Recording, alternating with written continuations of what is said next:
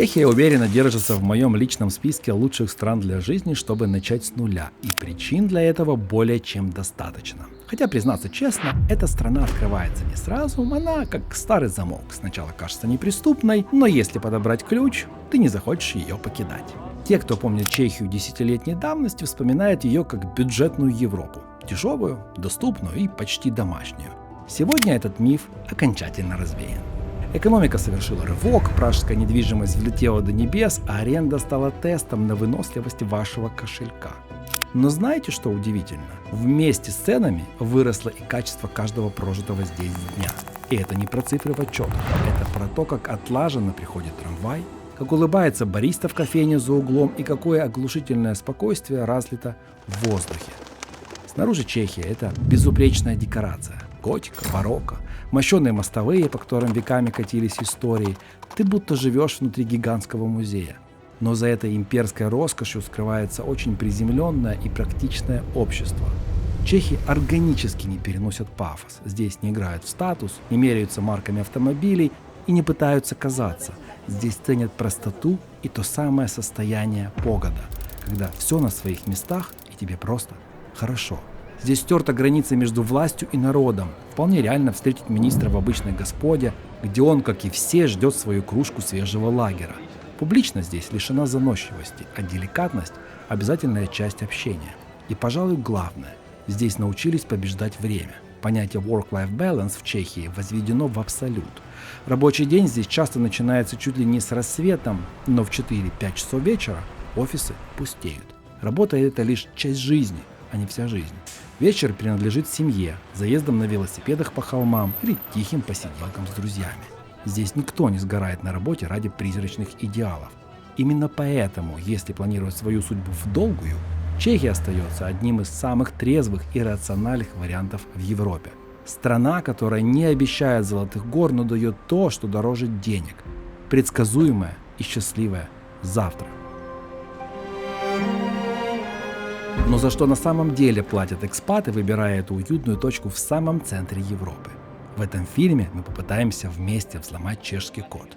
Разберемся, как поменялась страна за последние годы и почему она словно магнит манит к себе сотни тысяч мигрантов, оставаясь при этом одной из самых закрытых и консервативных в Евросоюзе. Прогуляемся по мистическим лабиринтам Праги и заглянем в деловое, по-хорошему дерзкое Брно. Узнаем, каково это строить здесь жизнь с нуля и почему для многих эта сказка оборачивается жестким разочарованием. Мы копнем глубже в историю и затронем самый парадоксальный вопрос: во что верят чехи и почему это один из самых неверующих народов на планете. Выясним, как так вышло, что в стране с самыми красивыми костелами в мире люди обходятся без Бога, и почему их истинная вера на самом деле разлита по бокалам с идеально белой пеной. Мы выйдем за пределы туристических маршрутов, чтобы увидеть настоящую Чехию, без фильтров и прикрас.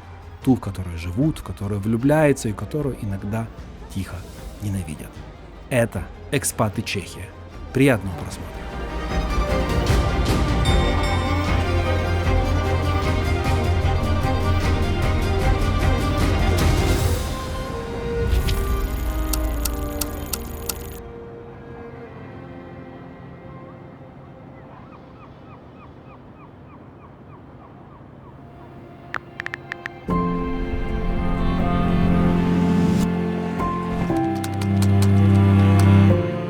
Представьте, что вы здесь не на выходных, а по-настоящему живете. Добро пожаловать в ваш обычный пражский день. Вы выходите из дома, и ваш привычный маршрут до кафе – это не серая суета, а прогулка среди шедевров. Виды, ради которых люди летят через полмира, для вас это просто часть повседневности. Мосты, башни, фасады. В Праге история не мешает быту, она с ним дружит. Город будто каждый день вспоминает: вы внутри живой сказки. Прага – это город, в котором удивительно легко быть. Легендарные трамваи ходят с точностью метронома, а расстояния таковы, что город вас обнимает, а не давит масштабами. Наш первый герой Евгений, он здесь больше 10 лет, и для него Прага давно перестала быть набором открыток. Женя видит город глазами человека, который в нем окончательно растворился. Сегодня он превратит нашу прогулку в живые смыслы и покажет, каково это на самом деле просыпаться внутри сказки и делать ее своей реальностью.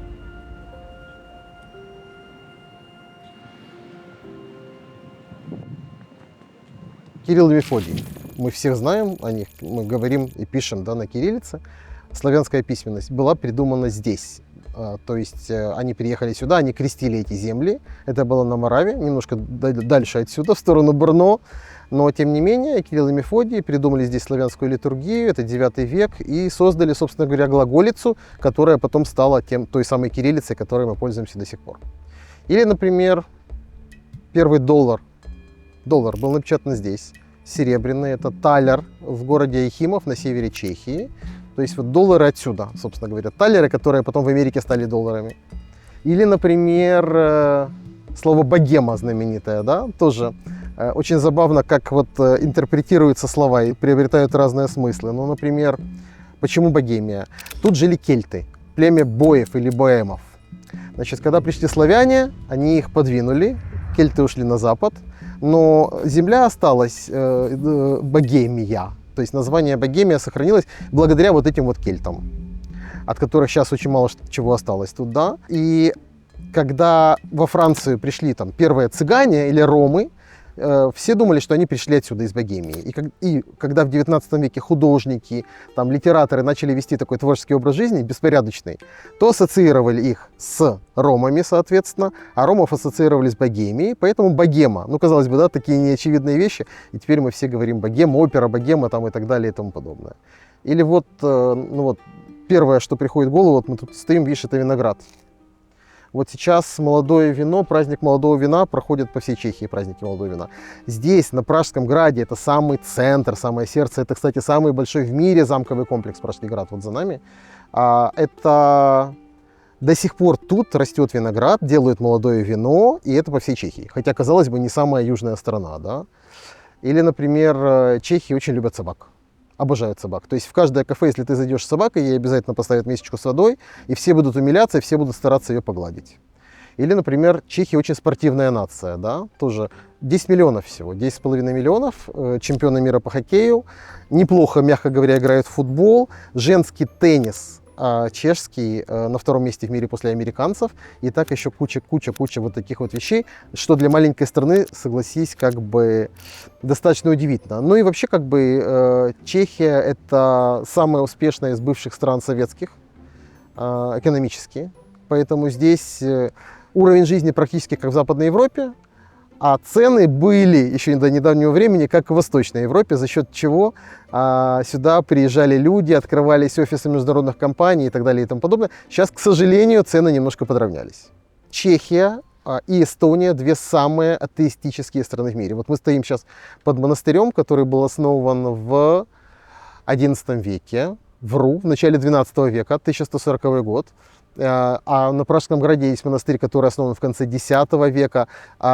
И тем не менее, то есть здесь масса красивейших церквей, но Чехия самая практически атеистическая страна Европы. Почему это случилось?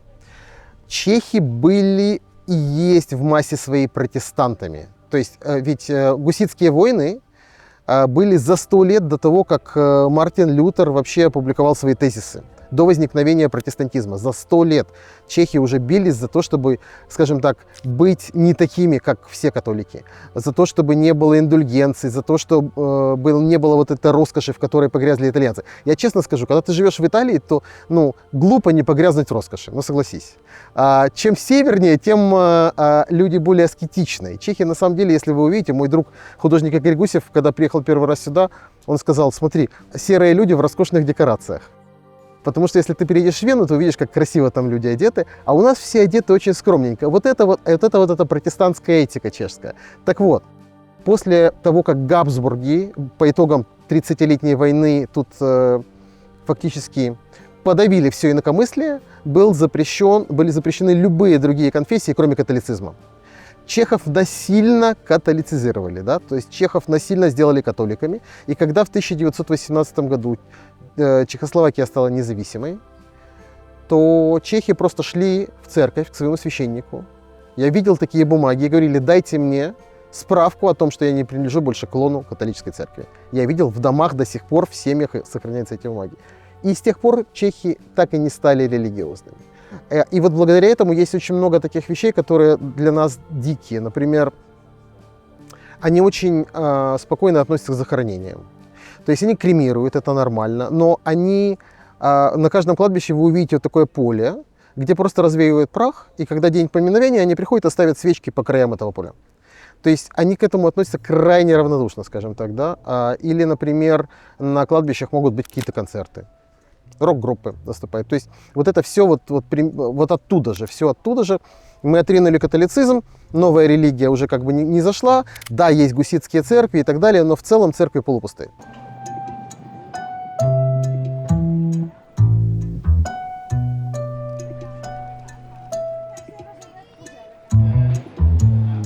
А сейчас давайте переместимся немного южнее, в Брно. У этого города совсем другой характер, хотя каждый камень здесь также бережно хранит свою историю.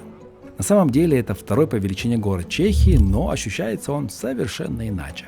Компактный, спокойный, без туристического шума и суеты. С первого мгновения Брно дарит удивительное чувство комфорта. Знаете, это то самое ощущение дома, когда спустя всего пару часов прогулки ты ловишь себя на мысли, что тебе совсем не хочется отсюда уезжать. Есть человек, который знает об этом уюте все.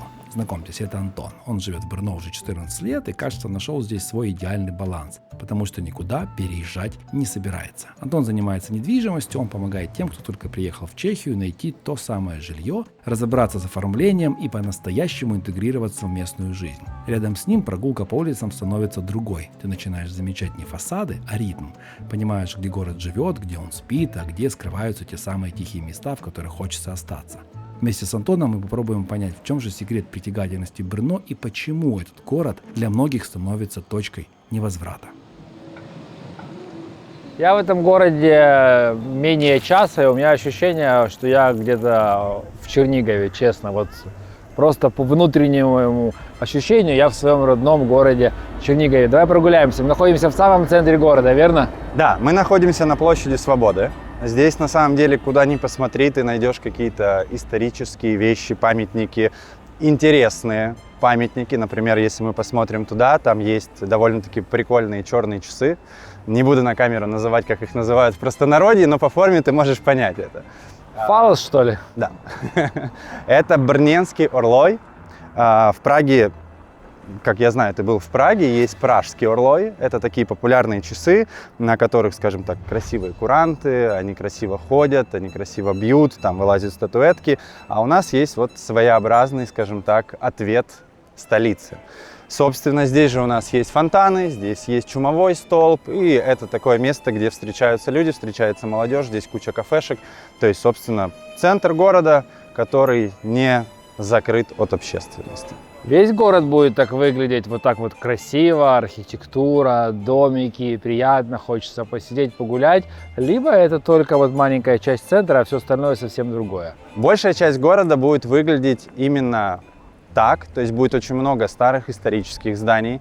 Они очень часто будут совмещаться с какими-то новыми строениями, но при этом, при всем, это не будет выглядеть как-то сумбурно, потому что в Чехии в целом очень сильно развит институт охраны памятников и институт охраны зданий.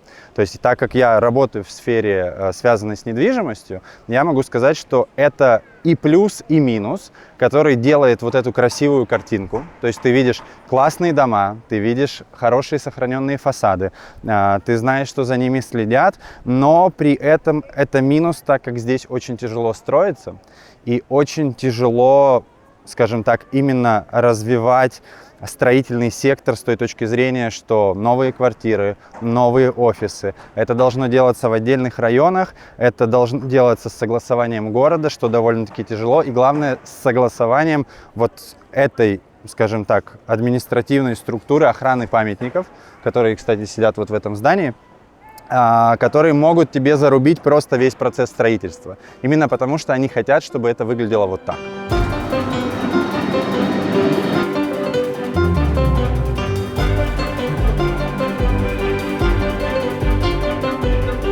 Летом здесь может быть плюс 36. Как спасаешься дома от жары? Ты бы хотел иметь дома кондиционер. Еду в Норвегию. Хотел бы дома иметь. Да, если бы хотелось иметь дома кондиционер, то здесь в большинстве домов тебе это запретят. То есть если ты посмотришь на фасады, это красиво, безусловно. Ты не увидишь ни одного кондиционера. Как же они живут здесь, в всех этих домах? Ну вот в том-то и дело, что ты должен открывать окна, ты должен ставить вентиляторы, но это не решит проблему сильной жары. То есть, например, проблема с кондиционерами, ты не можешь застеклить лоджию, что опять же создает красивую картинку, но в какой-то мере влияет на твой комфорт при жизни. Соответственно, я же говорю, все мы едем, например, и я в том числе ехал в Чехию, потому что я хотел именно быть там, где мой глаз радуется, где красиво.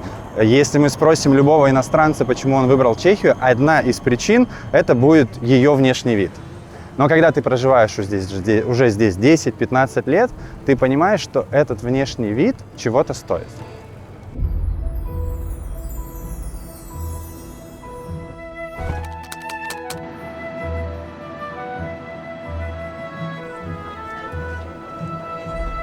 Прага умеет удивлять не только видами, но и вкусами. Здесь можно найти все. От крошечных семейных кафе с домашней едой до ультрамодных гастропабов с креативной кухней. Но самый большой секрет в умении сворачивать с туристических троп.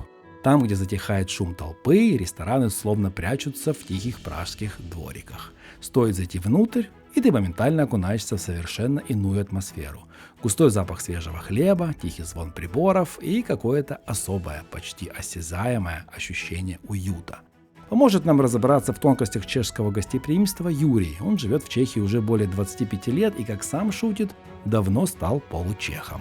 Юрий – ресторатор высочайшего класса. Его ресторан «Ла Веранда» отмечен в гиде Мишлен, а это знак качества мирового уровня. Юрий знает о ресторанном бизнесе все, от того, как выстроить безупречный сервис, до того, как сохранять душу заведения десятилетиями. Сегодня он нам покажет Прагу на вкус и расскажет, почему еда здесь – это не просто утоление голода, а настоящая философия. Мы когда переезжали, я пытался убедить своего партнера, бизнес-партнера, что вот это классное место, вот тут надо вести Кого? бизнес. Ну, Савву Липкина. Савву Липкина. Савву Липкина Давай я расскажем. работал много лет. В даче были? Я пытался Савву убедить, он приехал тоже сюда, я ему рассказывал про, ну, вот такая типичная картинка человека в розовых очках, что вот тут классно заниматься бизнесом, тут много интересных возможностей и так далее, и так далее. Он человек более взвешенный, чем я, менее влюбленный в Прагу, и он посмотрел на все это и сказал: ну, давай так, Юра, ты давай сам. Я посмотрю, потому что как бы у меня есть сомнения. Вот. Ну и как бы я, естественно, ресторатор. Для того, чтобы заниматься тем, чем я хотел, я начал искать локации. Нашел немецкую компанию, которая владела домом. Тут совсем недалеко, будем гулять, я покажу его. И заключил с ними договор о том, что они делают капитальную реконструкцию дома, а я туда зайду как ресторатор, сделаю там свой ресторан. Придумал какой-то концепт в стиле дичь. Ну, то есть сейчас, после прожитых лет, я понимаю, что это была просто дичь, которая, в принципе, не суждено было, жить. Вот. И как бы заключил договора с будущими менеджерами, заплатил авансы за изготовление мебели, интерьера и так далее, и так далее, и так далее. И уже где-то за несколько месяцев до того, чтобы они должны были передать мне это помещение, мне приходит...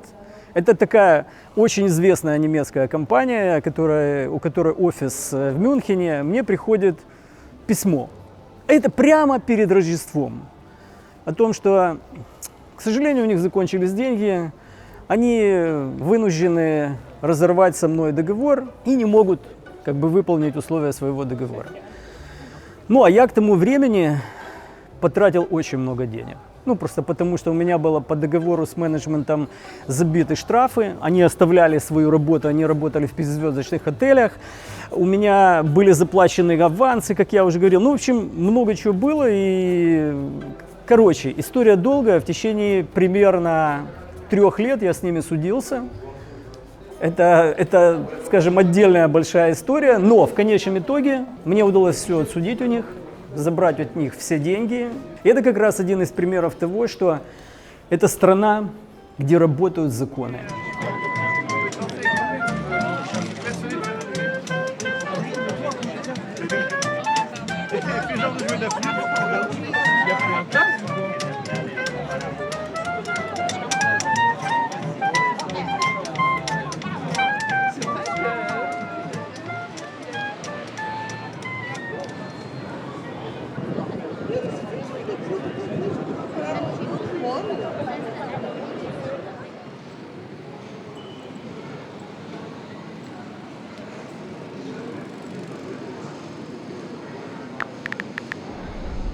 справа от нас сидит бывший министр финансов Алена Шиллерова. Это вон там блондинка в кафе слева от тебя. Так, Чуть-чуть левее. Вот. ага. Это Так. представитель партии ОНО, очень популярный политик на данный момент, спорный, но популярный. И вот она сидит Почему просто спорный? в центре города в кафе, потому что это одна из партий, которые, скажем так, отличаются своим популизмом. Это бывшая партия, которая была во главе правительства и которая, скорее всего, будет во главе правительства в следующий период, который будет в следующем году, в ближайшие 4 года. Но просто прикольно, что она сидит в кафе вот в центре города, причем она не из Брно, но нам посчастливилось. А вот это вот, Да, это как Кто, раз у вас таки, выборы? это как раз таки их партия. это их партия? Да. И, собственно, Это- скорее всего, она готовится ко встрече с избирателями, потому что здесь очень популярно, когда политики выходят вот так в центре города и просто общаются с людьми, притом при всем без дополнительной записи. То есть любой может подойти, задать вопрос, сфотаться, поговорить. Это, скажем так, вот эта политическая открытость, это тоже один из плюсов Чехии, который, например, для меня важен. Потому что я знаю, что я могу здесь пообщаться с министром, я могу здесь написать письмо, я могу написать письмо депутатам, и чаще всего мне ответят. Ты общался с министрами? Да. То есть, так как моя, скажем так, основная работа еще тесно связана с иностранцами и решением их проблем, и живу я здесь уже довольно-таки долгий срок, то у меня уже был опыт общения с министром образования, с министром здравоохранения, и при этом при всем, что я не политик. То есть я спокойно писал им в Инстаграме, я писал им письма, через Инстаграм мы договаривались на встречи, я был в кабинете министра образования, когда мы решали определенные вопросы по ограничению обучения иностранцев, и это все было очень просто. То есть любой человек, в принципе, может написать. Когда было несколько дней назад, если ты по новостям следил, было наводнение в Чехии, очень сильное. Все Показывали боялись, много- что повторится Да. 2002 год. Повторился и даже хуже. Но У вас, наверное, в Праге нормально было. Прага не попала, скажем так, под этот циклон, но, например, Острава, Аламоутс, Есенники и те зоны, в них было хуже. Даже в Брно по количеству воды было хуже, но правительство очень вовремя отреагировало. То есть была реакция в плане пожарных скорых, открытия дамб и так далее. Это все, скажем так, максимально все проблемы были уменьшены. Но при этом, при всем, был момент, когда все закончилось, и мне писало много людей в Инстаграм о том, что можем ли мы как-то помочь. При этом официальной информации о помощи было довольно-таки мало. И я просто написал мэру Брно о том, что «Здравствуйте, нужна ли вам какая-то помощь?» И человек мне ответил, по-моему, в течение 8 часов.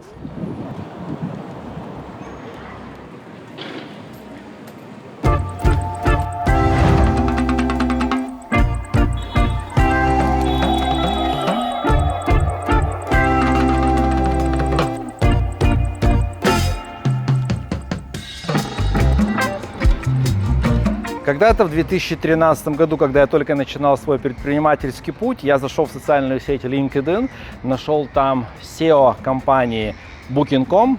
SEO – это Chief Executive Officer, то есть генеральный директор. Он тогда еще являлся и генеральным директором всей группы компаний Priceline Group. Это и Kayak, это и Booking.com, и Agoda, и Rental Cars, и много других бизнесов по всему миру. Его звали Дэрен Хастон, и зовут его Дэрен Хастон. И я ему написал прямо в LinkedIn: Дэрен, здравствуйте, я Андрей из Украины, я делаю свой стартап, есть только презентация, мы хотим заниматься этим, и нам нужен партнер в отелях. Что вы думаете? Через неделю он мне ответил: да, Андрей, интересно, твоя презентация интересна, с тобой свяжутся наши коллеги из офиса в Амстердаме. Прошло несколько дней, никто не связался, еще несколько дней никто не связался. Через неделю я ему пишу: Даррен, привет, никто не связался, сори, я сейчас исправлю, он мне отвечает в течение пару часов. И с нами связались, и еще не было сервиса, и еще код только начинал писаться, и еще не было дизайнов, была только презентация, мы назывались Smart Travel, сейчас это Trip My Dream, и у нас уже был партнер, подписанный контракт, и самая высокая комиссия, потому что SEO сказал: я верю в этих ребят из Украины, дайте им хорошие условия, пусть они с нами сотрудничают. И так я постучался в свою первую дверь. Когда-то в 2018 году, это был февраль месяц, я уже полгода как снимал на свой мобильный телефон, ездил по миру, снимал какие-то путешествия, и я захотел сделать больше, чем просто влоги, обзоры авиакомпаний, какие-то советы по путешествиям. Я захотел снимать экспаты, тот формат, который вы сегодня смотрите, и это уже, наверное, 100-й какой-то выпуск экспатов со всего мира. Так вот, когда я только начинал, я созвонился с Panasonic. Сережа, привет, если смотришь. Через 2 часа мы сидели с ним в офисе Panasonic. Сережа сказал, я верю в твой проект. Мы дадим тебе 3 камеры, мы дадим тебе объективы, мы дадим тебе батареи, и мы станем тем партнером, который будет поддерживать тебя технически. И так, буквально постучавшись в Panasonic, я на сегодняшний день снимаю сейчас на Lumix S1 Mark II за свои деньги, но имея хорошие отношения и дружбу. Иисус говорил, стучите, и вам откроют. Поэтому не бойтесь стучать ни на кого-то, стучать в двери. Если вам не откроют, ничего страшного, но вы, по крайней мере, попробуйте, попытайтесь. В одни двери не открыли, вторые не открыли, в третьи, возможно, откроют. Лучше прожить жизнь, имея какие-то попытки, и какие-то двери перед вами откроются, чем вы будете всегда сидеть на своем диване, если он у вас есть, это уже хорошо. И никуда не постучавшись, ничего не получите. Вот именно тех, кто ищет в жизни возможности, кто именно так мыслит, кто не хочет сидеть, ничего не делая, иметь все вокруг, кто не ищет синюю таблетку, мы и ищем. И я лично ищу сейчас. Именно таких приглашаю к нам в школу цифровых навыков Пара и в наше агентство Пара Agency, чтобы вам дать знания, чтобы с вами поделиться, вас научить и на протяжении 7 месяцев рассказывать на своих личных историях, делиться знаниями в SEO, в SMM, в контекстной рекламе, в таргете, в создании видео, как работать с инструментами искусственного интеллекта и много всего другого на живых лекциях 2 раза в неделю. Мы ищем тех людей, которые будут готовы учиться, задавать вопросы, получать ответы на свои вопросы в чате поддержки, а мы отвечаем быстро. Не через 8 часов, а гораздо быстрее, даже в субботу и воскресенье. Именно этих людей я приглашаю приходить к нам учиться уже которые сотни раз, если вы со мной смотрите, я в каждом видео об этом говорю. У нас 5 марта начался 19-й поток, и он будет 7 месяцев длиться, и 11 июня начинается уже 20-й поток. Поэтому если вы тот, кто хочет постучаться в свои двери, в свою жизнь, если вы ищете возможности и вам нужны знания в интернет-маркетинге, которые помогут вам заниматься как своим бизнесом, так и работать из любой точки мира, приходите к нам в школу цифровых навыков Пара. Хоть к 19-му присоединяйтесь, который 5 марта начался, хоть к 20-му, который 11-го начнется. В общем, если вы готовы, если вы созрели, все детали есть, как всегда, в описании к видео. И не забудьте сказать, во-первых, что вы от Андрея, вам сделают специальные условия. Если вы хотите просто проконсультироваться, узнать, что как работает, кто, где, с кем, что будет, что входит, что не входит, как это все происходит, пишите нашим менеджерам, они с удовольствием вас проконсультируют, ответят на все вопросы, все контакты есть всегда в описании к видео. И слышите, как меня поддерживают здесь чайки? Мы с вами в особенном месте. Сейчас я хочу показать вам его немного красоту. И отсюда тоже будут экспаты. Мы с вами находимся в Кейптауне. У меня сегодня 15-й день съемок. Завтра я заканчиваю съемки. И вас ждет стильнейший выпуск. Я бы сказал, нет, фильм о жизни в Западном Кейпе. Это невероятнейшее место, о котором я буду говорить очень долго, очень много, показывать красивейшие места, рассказывать о жизни и наших, и местных.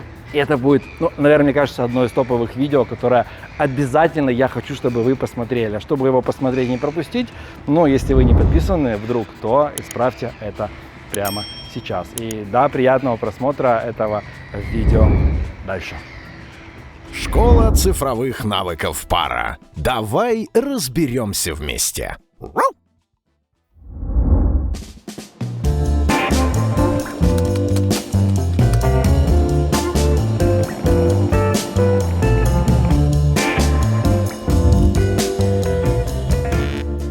Когда я в конечном итоге с немцами, мы закрыли этот вопрос, я с ними судился, параллельно я искал новое помещение. И вот я нашел помещение Лаверанды, в котором в течение нескольких месяцев я сделал полную реконструкцию, полностью капитальную, все купил новое, сделал там ресторан, открыл его в конце июня и в самом начале, естественно, там еще оставались какие-то работы, которые не были закончены, я его поэтому не страховал. И в самом начале августа приходит знаменитое наводнение 2002 года, когда заливает все. И центр города был закрыт, я там несколько дней вынужден был находиться дома, а когда пришел, когда за взятку меня полицейский пустил. Здесь все было перекрыто. Я открыл двери ресторана, так посмотрел, вроде бы все в порядке. Открыл, ну и я покажу, как это в ресторане выглядит. Весь нижний этаж под водой и плавают апельсинки, которые остались на баре. Ну и там мне пришлось в течение 9 месяцев это все сбивать нафиг всю штукатурку, все это сушить, стены были промокшие. А ты был застрахован или нет? Я же говорю, что как раз я это не успел сделать, потому что у строителей были какие-то недоделки, надо было все доделать, да. И я как бы попал, естественно, на сумасшедшие какие-то деньги, плюс в течение длительного времени это восстанавливалось. Но в конечном итоге ресторан работает уже 22 года. Как называется? Ресторан называется «Ла Веранда». Никакой веранды там нет. Вообще нет. Это была еще одна из безумных идей моих, что вот если я красиво назову, то, соответственно, это привлечет больше людей. Конечно, это все мои фантазии. Но уже через какое-то время нельзя было это изменять, и мы начали придумывать историю, что ну это такая веранда, так как там вид из окон на костел соседний, что это вроде бы как какая-то веранда с видом на костел. Вначале чехи просто ходили и смотрели вот в этот пустой ресторан, в котором сидел я с персоналом. Такой красивый ресторан. Я послал архитектора в Лондон, потому что я тогда был восхищен Лондоном, и мне казалось, что вот я сейчас им тут покажу, как надо делать классные лондонские интерьеры. Нанял модного шеф-повара. Ну, в общем, все было вроде бы по уму, очень правильно, но не работало. Не работало, потому что, ну, во-первых, был скепсис большой. Во-вторых, только через несколько лет я понял, что чехам это не заходит. Вот эта вот вся модность, вот эта вот вся такая чистота, лаконичность, это не их тема. И для того, чтобы понять, почему не заходит, вот поэтому не заходит. Наверное, самое центровое место. Я говорю, вот что такое жизнь в Праге? Я говорю, что это вот жизнь в диснеевской сказке. Вот ты живешь в диснеевской сказке, да, вот какие-то башенки, какие-то домики, какой-то ренессанс всюду, куда ни повернешься, везде это. Ну, посмотрите же сюда. Я много здесь нагулял, уже много чего знаю, могу сам вам уже как гидом истории, но ты мне расскажи, вот что это за нами, шпили, это же реально как в Диснее красиво? Ну, так я об этом и говорю. А вот здесь, почему я говорю, что это жизнь в сказке? Вот если мы посмотрим на лица всех этих людей, а там будут подростки, маленькие дети, люди, которым 90 или 60, и когда начинают бить часы, у них у всех одинаковое выражение лица. Вау! Такое, люди возвращаются в детство. Вот это вот одна из причин, она, конечно же, эмоциональная, она нерациональная. Но мне понадобилось много лет для того, чтобы это сформулировать.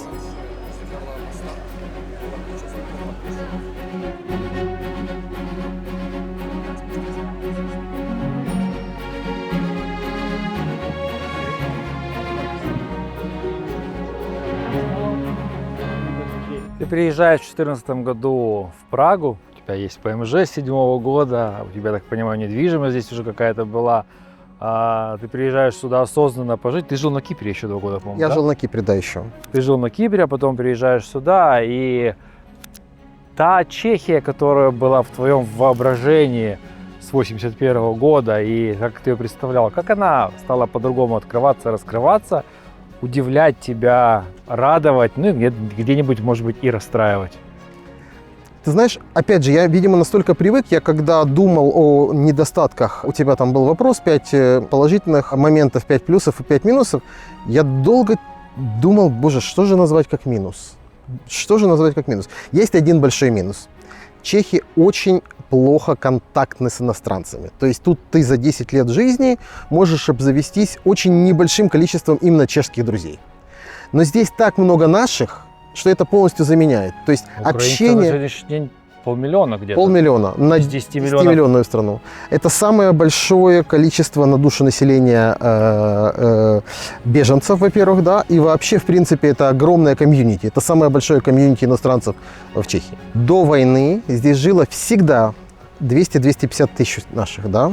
И когда одно время было, в СМИ пошла такая волна против украинцев, потому что там кто-то по пьянке кого-то подрезал, где-то произошла какая-то драка и так далее. Это были считанные случаи. На самом деле, но был создан некий фон, и Министерство внитра стало перестало продлевать рабочие визы. Тут же взбунтовались предприниматели и профсоюзы. Они сказали: ребята, у нас экономика ляжет, мы не выдержим без украинцев.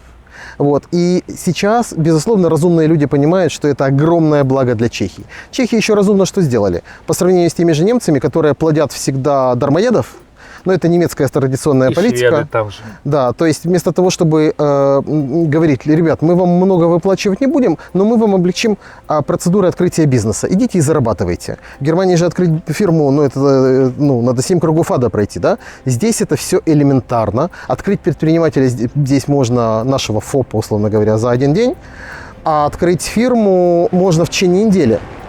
И чехи поступают как? Они говорят: мы не такое богатое государство, как Германия, мы не можем позволить себе сажать вас на пособие, поэтому идите работайте.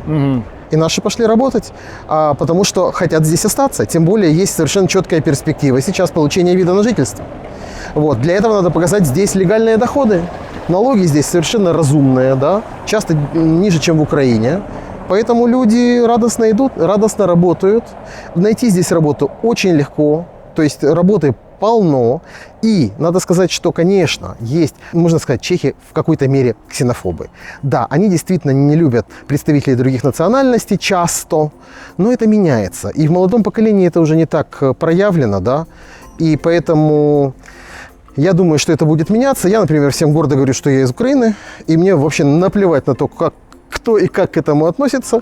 Ты же говоришь на чешском очень хорошо. Да, я говорю на чешском. Безусловно, нужно учить чешский язык. Безусловно, наши дети, которые тут выучатся в школах, это будет следующее поколение чешских бизнесменов, политиков, звезд. Слушай, тут номер 3 ютубер в Чехии, Тарас Поворозник, из Тернополя. Он приехал сюда в 8 лет. Он номер 3 ютубер, 1,5 миллиона у него подписчиков. Снимает совершенную чушь. Чехи его смотрят. Он украинец, этнический украинец. У него на лице все написано, понимаешь? И он тут реализовался для чехов. Вот. Поэтому здесь нет вот этого стеклянного потолка, я бы сказал так. То есть человек наш здесь может реализоваться и достичь достаточных высот. Может быть, конечно, не в первом поколении, но во втором абсолютно точно. И надо же сказать, что наша Закарпатье, то есть это была частью Чехословакии, то есть Подкарпатская Русь, и у них есть определенный сентимент все равно к нам. И когда ты говоришь с нормальными чехами, они говорят: а украинец же ничем от нас не отличается. Может быть, он иногда больше выпивает, но и все. За 5 лет это будет такой же чех абсолютно. Он приобретет те же самые привычки, и это будет абсолютно такой же человек. Белый христианин, работящий, предприимчивый, инициативный. Ну, я считаю, что вот это для них подарок. И власти это понимают. Если посмотреть на заявление министра внутренних дел Ракушана, он поддерживает украинцев не только руками, но и ногами. То есть он встречается с украинцами отдельно просто. Отдельные встречи именно с представителями украинской диаспоры. Он рассказывает, какие там будут новинки в законодательстве, касающиеся беженцев и так далее и тому подобное.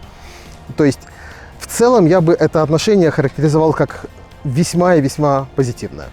Не без эксцессов. Да, конечно, там дорогие машины иногда бьют, иногда царапают там, на украинских номерах. Ну, это понятно. Дураков везде хватает. Но в целом я бы сказал, что здесь они к украинцам ставятся, видишь, уже относятся, как к своим, скажем так. Это мое мнение. Кто-то может сказать нет, но это при том, что там машину моей жены на украинских номерах 2 раза там обливали краской. Ну, окей.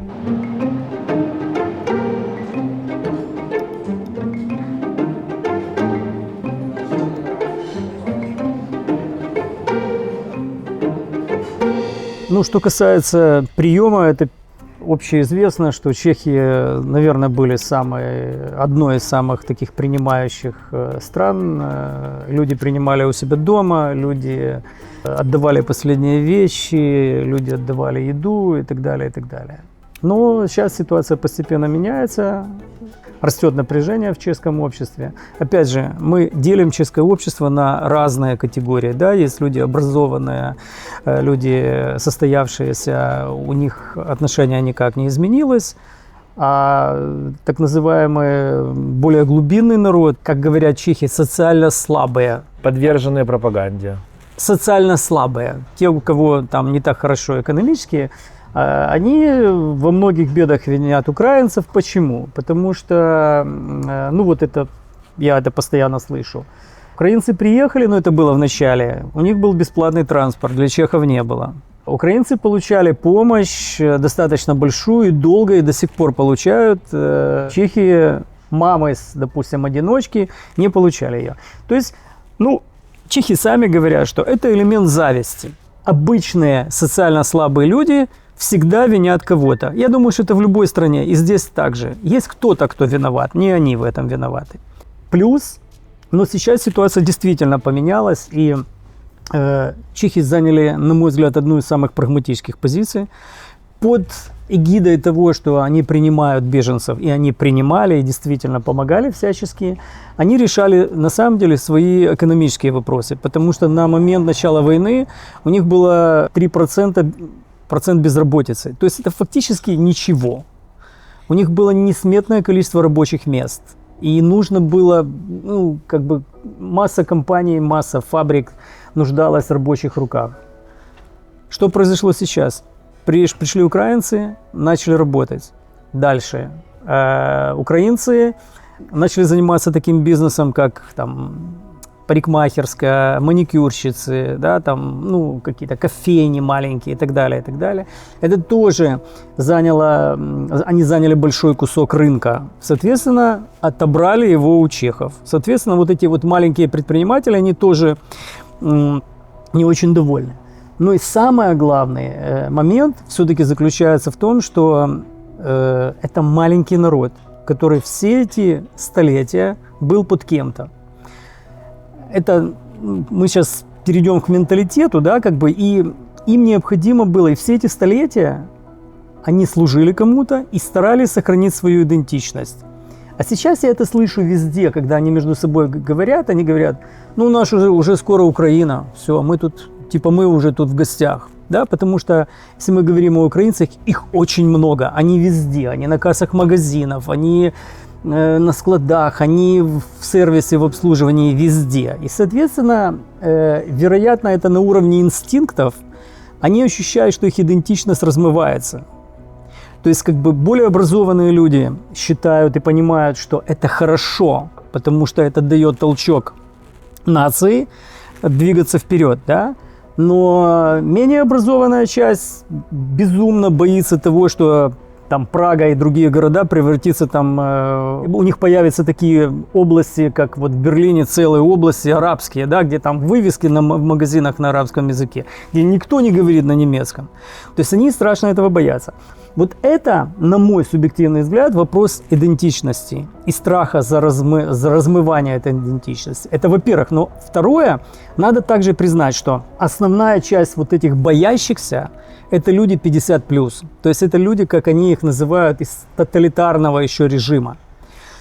Более молодые люди, то есть те, кто после революции родились, или там получили образование, это ребята, которые уже открылись границы, они ездили везде, они сами были в качестве эмигрантов в разных странах. Америка, Лондон, там, Франция, Испания. Во-первых, они гораздо более толерантнее. Во-вторых, они не засорены, их мозги не засорены вот этой вот социалистическим мусором, да, который мы там видим у старшего поколения. Поэтому более молодое поколение, оно все-таки более прогрессивно и более прогрессивно относится.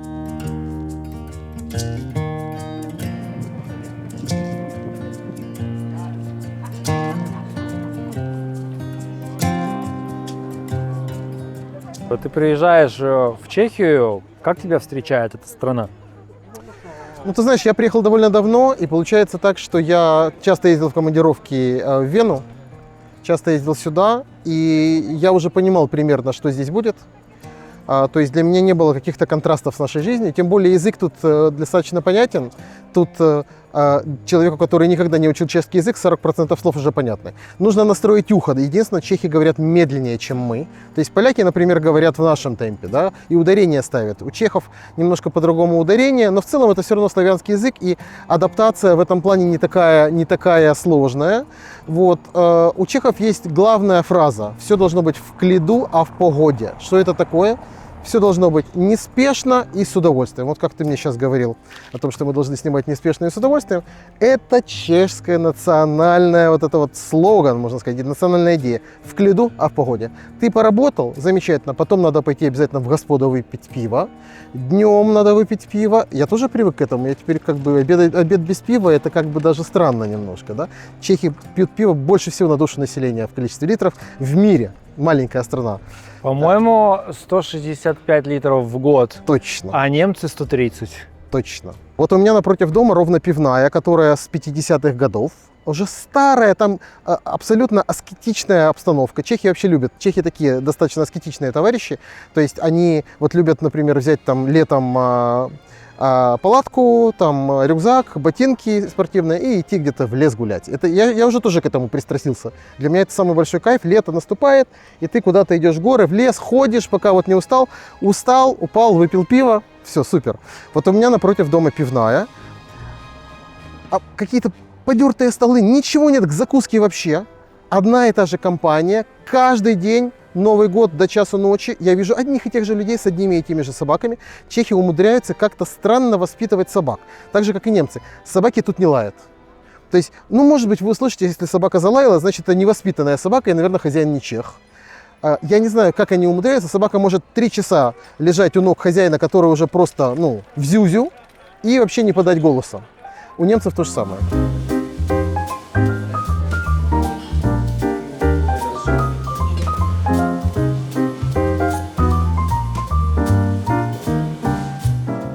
Один мой хороший знакомый чешский журналист, он мне сказал, что если бы у нас не было культуры пивных, то мы бы как народ просто психически бы развалились. То есть это настолько такое серьезное эмоциональное напряжение было, психическое напряжение, что люди могли выбить это, вылить в пивной. Это не о пиве вообще, это просто такие вот центры психотерапии, народной психотерапии, да, куда они ходят для того, чтобы... И вот там они расскажут не только то, что они там думали, они там проговаривают все события, какие у них в жизни в течение дня происходили. Они проговаривают все конфликты на решительные действия, которых они не участвовали в решительных действиях. Вот они это все как бы там выливают, проговаривают, моют кости и уходят такие довольные, спокойные, уравновешенные домой. Вот в разнице менталитетов чешских и украинских, да, там, когда я купил аромалампу, я ее всем рассказываю, она прекрасно символизирует. Я купил 2 аромалампы для пражской лаверанды и для киевской. И туда, и сюда. Это было 15 лет назад. И туда, и сюда я принес аромалампу и аромамасла. И сказал, мне нужно, чтобы каждый вечер зажигали аромалампу и аромамасла. И в Киев привез. А сюда я принес, люди спокойно отреагировали, ничего не сказали. А в Киеве был безумный восторг. Все сотрудники сбежались, они так восхищались, и нюхали эти масла, и спорили, куда они поставят эту аромалампу. Когда я приехал через месяц в Киев, уже никто не знал, где эта аромалампа, где эти аромамасла, ну, то есть ее просто не было. А вот эта аромалампа стоит здесь 15 лет, и каждый вечер в 6 часов вечера ее зажигают и капают туда аромамасла. Вот здесь очень многое говорит о менталитете.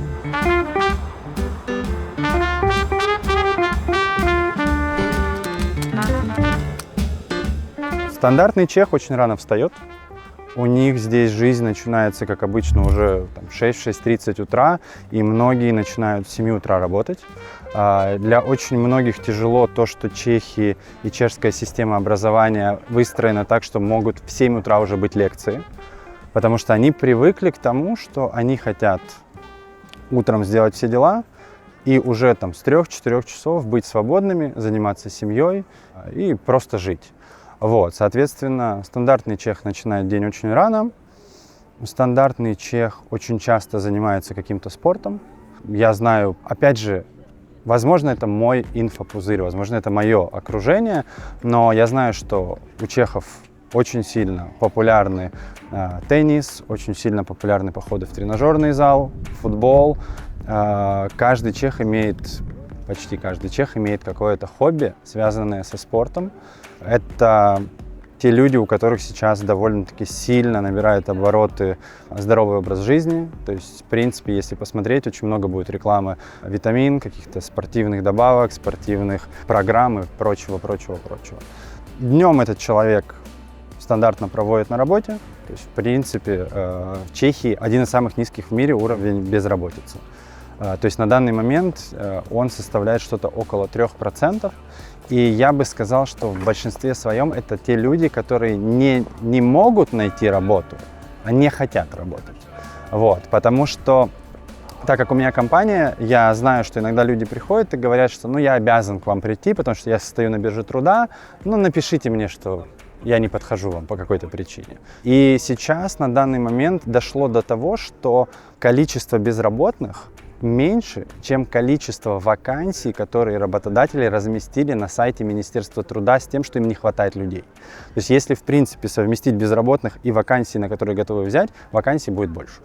То есть человек проводит на работе, в 3-4 часа этот человек освобождается, и, скорее всего, он либо идет на спорт, либо идет к семье, либо идет в кафе, либо идет в бар, либо идет гулять в город. То есть это еще один большой плюс, что в Чехии выход в город или походы в бар – это не что-то, что ты можешь себе позволить не так часто. Это что-то, что ты можешь позволить себе почти каждый вечер. То есть это почти каждый вечер ты можешь пойти, грубо говоря, в центр города, посидеть где-то, выпить пиво или выпить кофе, покушать, и это не разрушит твой бюджет. То есть это вполне себе позволимо. Я недавно снимал Норвегию, и там большинство населения – это средний класс. Крайне мало очень богатых, они есть, но их там не супер много. Крайне мало очень бедных, в основном все средние. И там, знаешь, такая система, чем больше зарабатываешь, тем больше отдаешь налогов. Там невозможно, как многими говорят, стать очень богатым, просто зарабатывая, потому что система работает именно так. И все плюс-минус какие-то одинаковые. Одинаковые, живущие хорошо, о которых заботятся, причем заботятся на пенсии и вообще. Как в Чехии с этим? И как это все поменялось со времен, за последние реально 80-90 лет? Ты знаешь, Чехия – это действительно страна победившего среднего класса. Я так это говорю всем. И, наверное, тут, в Норвегии средний класс побогаче, но тем не менее здесь, скажем так, 1000 евро – это самый супер минимум, который человек может зарабатывать, если он работает целый день. И да, Чехия… Чистыми. Это грязными, но налоги небольшие. Чехия это тоже страна победившего среднего класса. То есть человек должен на свою зарплату нормально жить, снимать жилье, 2 раза в год куда-то съездить обязательно. Это номер один destination, это Хорватия. Это как бы самое простое, самое ближайшее море, словно говоря, да. Вот. И в целом здесь тоже не принято как-то выпендриваться и кичиться своим богатством. Хотя богатых людей много, но они стараются не выставлять это на показ. Просто чтобы не привлекать какое-то внимание и просто чтобы не вызывать какую-то зависть. Но в целом, да, это да. И они умудрились сохранить то, что у них было создано в советское время. То есть какие-то поликлиники, да, они их постепенно приводят в порядок. Конечно, новые там строят уже совсем по другим стандартам. Или какой-нибудь бассейн был построен в советское время, они его не раздолбают, он не будет каким-то там разрушенным, полуразрушенным, а они все постепенно приводят в порядок. То есть они очень бережно относятся к тому, что было создано кем-то. Это относится и к мебели, условно говоря. Я первым делом, когда сделал ремонт, поехал в магазин, где продают реставрированные лампы, люстры. Купил там люстру 30-х годов. Она была каким-то сделана, потому что она аутентична. Дом старый, мебель должна быть какая-то более-менее старая, и они к этому всему очень бережно относятся. Они экономны, очень экономны. Нас это сначала немножко выводило из себя, но это такая украинская у нас еще была какая-то такая закваска. В нищей стране все стараются кичиться своим богатством. Я имею в виду Украину. Здесь как бы страна не нищая, поэтому не надо ничем кичиться. И они экономят, они не стесняются того, что они экономят. Но и благодаря этой экономии Чехия же не может там похвастаться какими-то залежами полезных ископаемых. Все, что у них есть, это то, что они делают своими руками и мозгами. Вот, а они очень рукастые. Вот они все очень рукастые, это второй момент. Я когда сюда приехал, я впервые собрал стол и стулья из Икеи купил, да, то есть и потом как-то так пошло, и это как бы нормально, а что нет. У меня был смешной случай. Мы купили квартиру, и в ней хозяева оставили старую беговую дорожку. Очень долго мы искали, что это за модель, какая-то там супер старая. В общем, нашли, выставили на продажу. Здесь все бэушные вещи продают. Все. Вот. Тут же звонки какие-то. В общем, короче, из Устья над Лабом приехал человек. Это на север час езды. Приехал на Шкоде такой. Я говорю, вы знаете, она очень тяжелая. И кроме того, ее же надо разобрать, как она к вам в машине влезет. А он говорит, я уже все в интернете нашел, я все замерил. У меня есть 2 сантиметра зазор в моей машине. Вот. И я взял с собой весь инструмент. За 10 минут он все разобрал, ровно это влезло в его багажник и уехал счастливый. Потом прислал мне фотку через 2 часа, все уже, он бегает на этой беговой дорожке. Вот это чехи, они рукастые, они мастеровитые, скажем так. Тут много хороших архитекторов, тут много инженеров и так далее и тому подобное. Поэтому вот такая страна.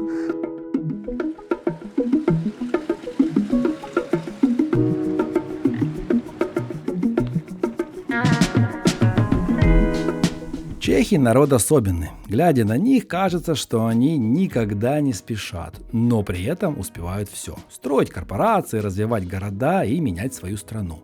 В чем же секрет этого феномена? Почему у них получается быть одновременно расслабленными и чертовски эффективными?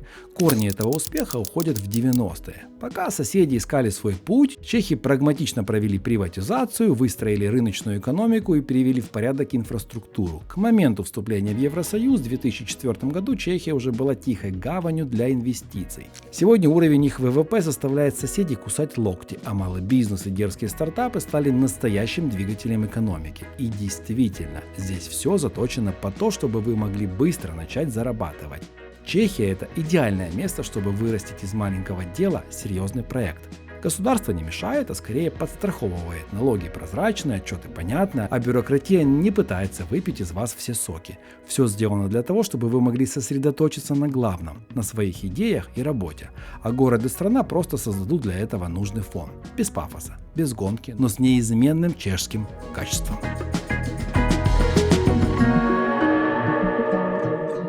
Насколько сложно вести бизнес в Чехии? Либо насколько просто вести бизнес в Чехии? В Чехии очень легко открыть бизнес. Все вот эти вот процедуры по открытию, они очень легкие. Лицензии тебе не нужно получать на алкоголь, на продажу алкоголя. Это все очень-очень просто. Но вести бизнес очень тяжело, потому что очень большая конкуренция. Количество ресторанов поставлено, соответствует количеству чехов и приезжающих туристов за год. То есть, если приезжает 10 миллионов туристов плюс миллион чехов, ну вот как бы количество ресторанов соответствует этому. А теперь представим себе, что если есть сезон и есть туристы, а потом нет сезона, заканчивается сезон, и мы сокращаемся исключительно там до количества чехов, или, допустим, еще какое-то там небольшое количество туристов, то, соответственно, конкуренция в эти месяцы просто невероятная, огромная. Очень тяжело в этом плане. Какое налоговое бремя здесь? 15 и 21 НДС, прибыль 19%. Но если интересно, допустим, налоги на персонал, которым мы же оплачиваем зарплату, плюс за них оплачиваем налоги, то вот где-то 55%.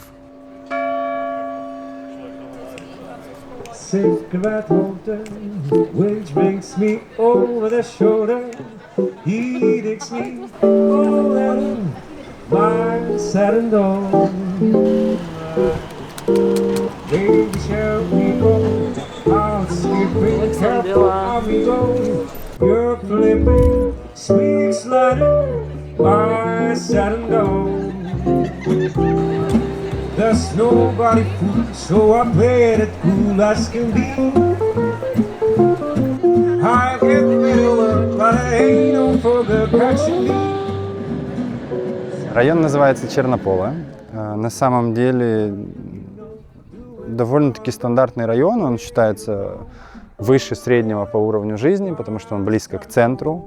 За счет этого он считается дорогим, он исторический, но при этом, при всем, это не какая-то локация, которая была выстроена и застроена какими-то крутыми домами. Нет, это исторический район, буквально в минуте ходьбы от нас Мендлов университет. То есть там же студенческие общежития, там же, грубо говоря, какой-то, я не знаю, какая-то студенческая инфраструктура. То есть это не то, чтобы здесь вот за шлагбаумом было все закрыто. Нет, мы в 10 минутах от центра города, такой вот красивый район, довольно-таки спальный. В основном здесь живут как раз-таки чехи. Потому что, как я уже сказал, район исторический, в основном это дома, которые принадлежали еще более такой взрослой генерации, скажем так. Но, несмотря на это, в принципе, иногда я смотрю предложения, здесь появляется что-то и в аренду. Вот. Но при этом, при всем, надо учитывать, что цена здесь будет чуть выше среднего рынка. У тебя новый электрокар. Прям внутри запах. Сколько ему, 2 или 3 недели? 3 недели, да. Я так понял, что правительство доплачивает и помогает, и очень мотивирует людей как раз пересаживаться на электромобили. Слушай, в Чехии очень много дотационных программ. Это одна из тех вещей, о которых иностранцу нужно узнать, на которые обязательно стоит обращать внимание, потому что на эти дотационные программы нет никаких ограничений, кто их может получить. Граждане Чехии или иностранцы, то есть спокойно их дают всем, если ты выполняешь те условия, которые в них есть. Детальнее, пожалуйста, какие программы? Ну, к примеру, вот в этом году есть одна из программ, называется она «Электромобилита». То есть это программа, которая направлена на поддержку предпринимателей и фирм на то, чтобы они покупали себе электрокары. Соответственно, программа эта работает так, что ты подаешь заявление на дотацию, которая в 99% случаев одобряется. Там довольно-таки простые и легкие условия, все оцифровано, то есть ты заполняешь заявление, и ты можешь от государства получить 200 тысяч крон, это порядка 9 тысяч долларов, которые тебе проплатят от цены твоего автомобиля. Соответственно, если мы берем новую Теслу, которая сейчас стоит порядка 55 тысяч долларов. Боже, какая дешевая машина. То это красивый большой новый электрокар всего лишь 55 тысяч долларов. Да, причем сколько Шкода такая Октавия стоит новая? Если 20, честно, 15? нет, она может быть даже как раз-таки стоит примерно тех же денег, но я не сильно разбираюсь в ценах машин. Просто то, что у меня есть, я могу конкретно озвучить. Это цена машины примерно 55 тысяч долларов, из которых 10 тысяч долларов тебе проплачивает государство. И если ты предприниматель или фирма, то ты еще имеешь право на возврат НДС, который составляет еще 21% от цены. То есть, грубо говоря, в моем случае... Еще десятка. Да, то есть ты 10 тысяч долларов возвращаешь от цены автомобиля в виде НДС, 10 тысяч долларов тебе государство дает в виде дотации, и конечная цена автомобиля выходит 35 тысяч долларов.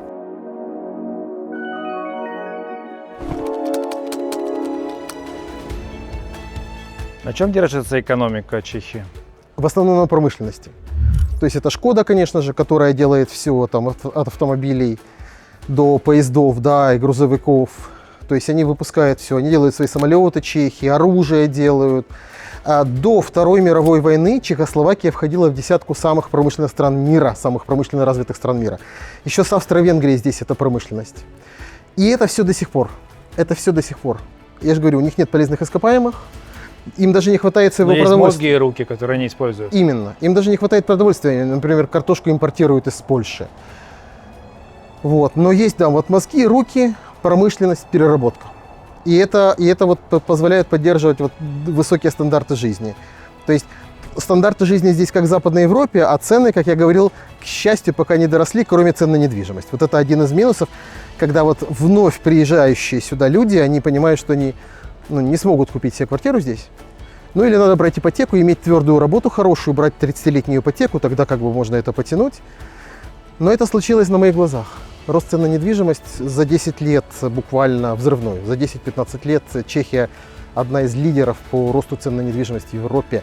Видимо, потому что люди поняли, что Чехия такая сказочная страна. Она окружена горами со всех сторон, она маленькая, как бы ее вроде как и нет. Но люди понимают, что здесь достаточно комфортно, здесь безопасно. Здесь бесплатное образование на чешском языке, в том числе высшее.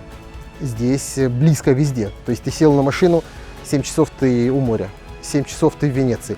Час лету у нас до Венеции. Мы летаем в Венецию очень часто. В Париж час 20. Сел ты на самолете, ты там. Ryanair летает, ты устал, тебе холодно, там мрачно, хочешь к солнышку. Мы сели, январь месяц, час 40 мы на Сицилии. Вот. И чехи вот могут себе это позволить, потому что это все подогнано под то, чтобы средний человек мог себе это позволить.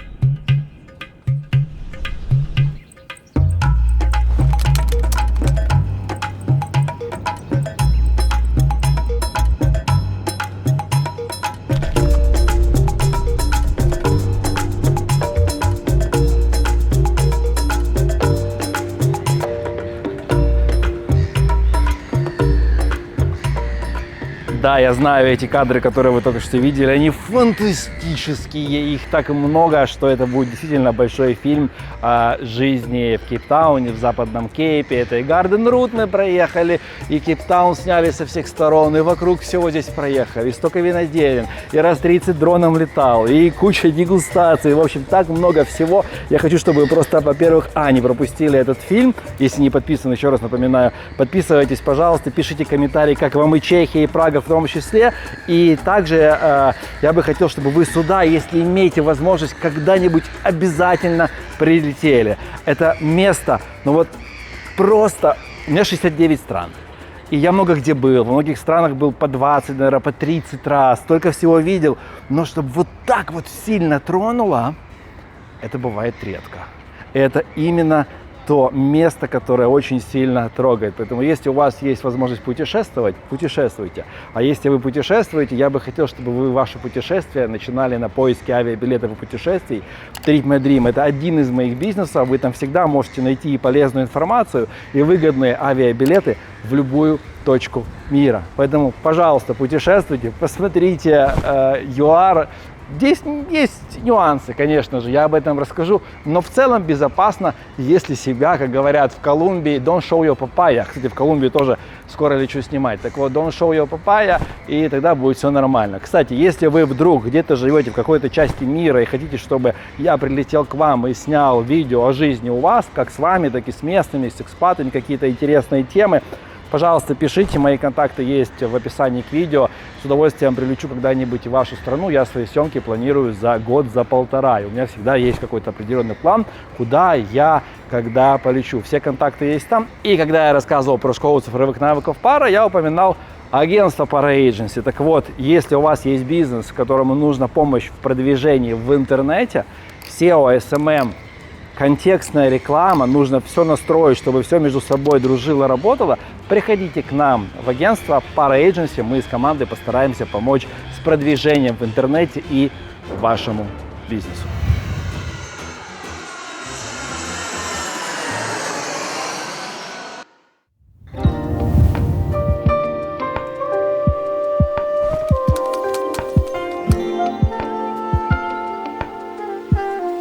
Антон, стоимость такого домика купить и арендовать. Сколько денег? Ну, конкретно в этом районе скорее будет проблема в том, что почти никогда ничего не продается.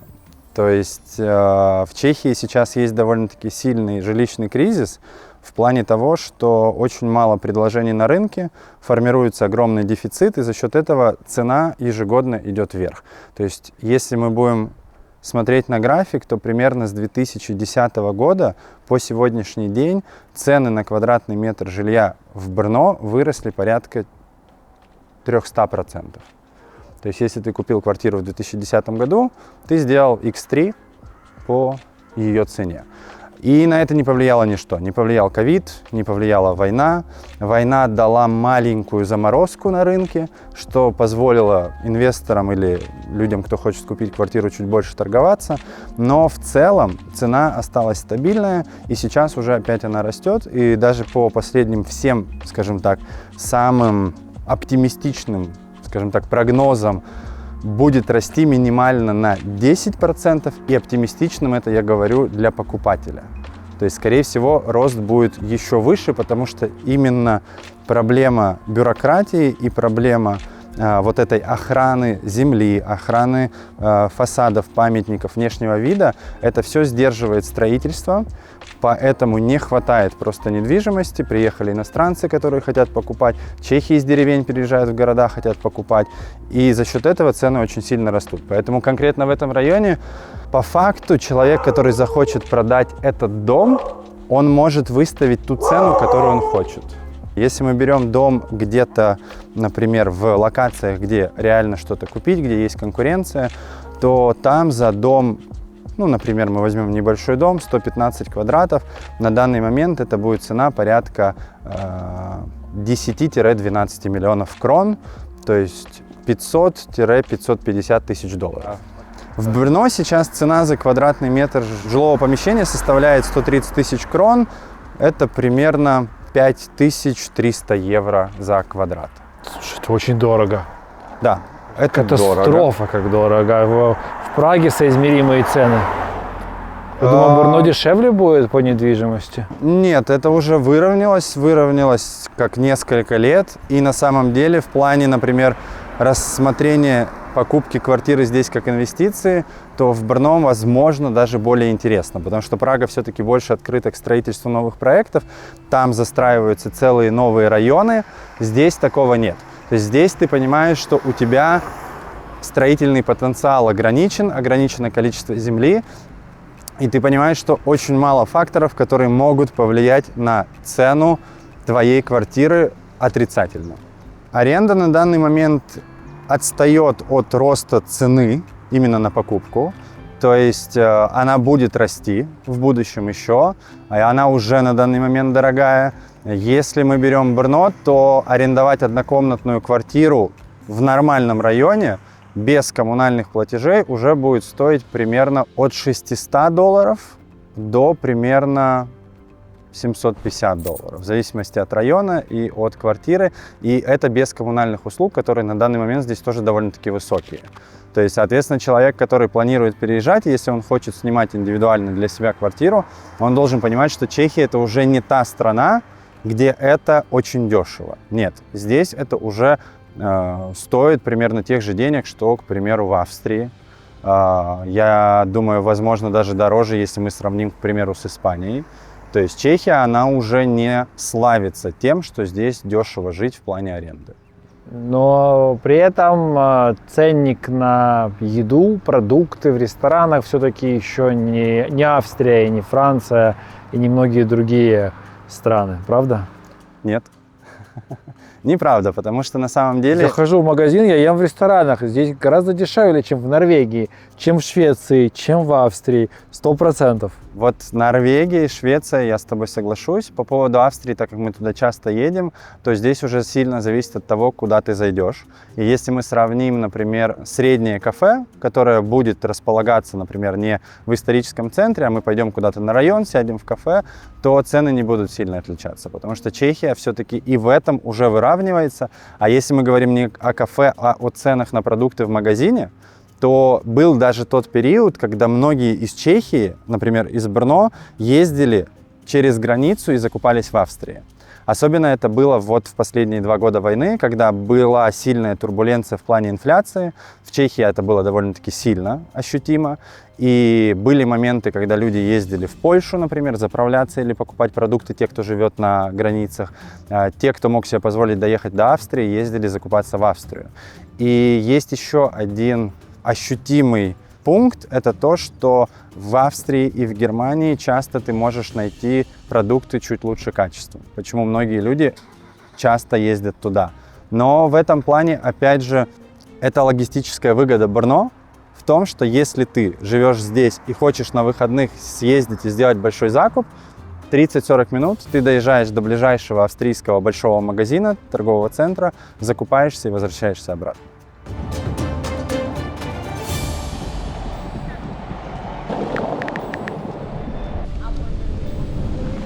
Чехи здесь оказались в VI веке. Это было великое переселение народов. Все всегда переселяются на запад. На восток мало кто переселяется.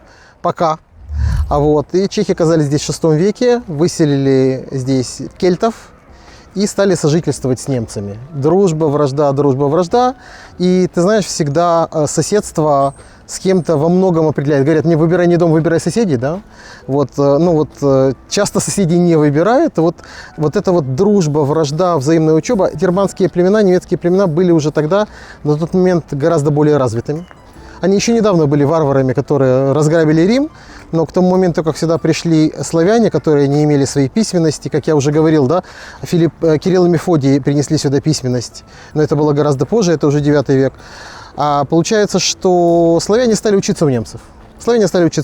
И вот влияние культурное за счет того, что Чехия находится в самой середине Европы и окружена со всех сторон, скажем так, не славянскими племенами, сделала чехов тем, чем они являются. Это онемеченные славяне, холодная каша, их называют по-разному, то есть у них нет таких эмоций. Даже если вы поедете на Мораву, там люди уже более открытые. В Словакии люди вообще похожи на украинцев по менталитету, более теплые, легче входят в контакт.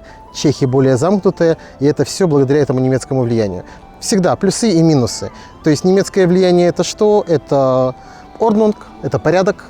То есть важно соблюдать правила, важно соблюдать приличия, важно соблюдать порядки. Но, к счастью, не так строго, как в Германии. Рядом Италия. Италия огромное влияние оказала на Чехию и оказывает до сих пор. Мы даже с трудом можно представить, сколько домов принадлежат сейчас в центре Праги итальянцам, а сколько здесь туристов. Итальянцы всегда входят в тройку, топ-тройку туристов иностранных в Чехии. Это архитектура итальянская. Вот эти вот влияния, они оказали на чехов очень-очень большое, извини за тавтологию, влияние. Да? Опять же, католицизм. То есть чехи были протопротестанты. Чехи боролись с католиками, но не получилось. И жизнь в Австро-Венгрии, жизнь в Австрийской империи, вот эти 200 лет австрийской бюрократии, они тоже сказались. То есть, начиная от планировки города, здесь не увидишь каких-то ужасных высоток, здесь не увидишь каких-то уродливых вывесок, здесь ничего этого нет, просто потому что когда-то так поставили австрияки, а чехи это все продолжают. Австро-Венгрия сюда пришла гораздо позже, Габсбурги сюда пришли уже после люксембургских, то есть Ян Люксембургский, Карл IV, сын его Вацлав IV. После этого на троне оказались Габсбурги, и Богемия стала одной из земель австрийской короны с такими самостоятельными правами. И где-то в середине 19 века, когда началось национальное возрождение по всей Европе, получилась удивительная ситуация. Австро-Венгрия, венгры на тот момент уже добились равноправия. Австро-Венгрия была населена большей частью славянами. То есть парадокс. Это чехи, это словаки, а Босния и Герцеговина, Словения, Хорватия и так далее и тому подобное. То есть больше половины населения составляли славяне. Естественно, они хотели широкой автономии. И поэтому здесь все это началось с революции 1848 года и началось национальное славянское возрождение. Тут был первый славянский съезд именно в Праге, сюда приезжал, например, Иван Франко, который тоже жил в другой части Австро-Венгрии, в Галиции. И вот это национальное возрождение, австрияки, знаешь, Австрийская империя отличалась от других империй чем? Англичане стремились по всему миру позахватывать колонии, да, потом французы то же самое, Бельгия, бельгийская Конго, немцы, Намибия и так далее и тому подобное. Австро-Венгрия ничего не стремилась захватывать, она стремилась удержать то, что было захвачено до этого. Северная Италия, например, очень долго была под Габсбургами, гораздо дольше, например, чем Богемия. Триест был 4-м городом, Вена, Будапешт, Прага, Триест, порт, 4-м городом. И я когда приезжаю сейчас в Триест, там, кстати, Марии Терезии, императрице, установили памятник в виде такой большой монеты, которая печаталась в ее время. И у нас тут установили памятник Марии Терезии. То есть Австро-Венгрия была такой империей лайт, то есть народы душили, но не сильно. И потом, в конце концов, дали возможность развивать свою письменность. То есть 200 лет здесь говорили и писали только на немецком, а на чешском разговаривали в селах.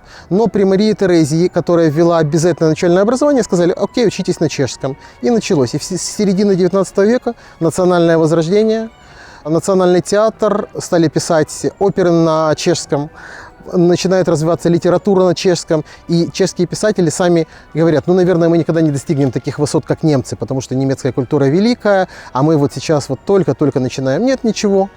получилось, добились.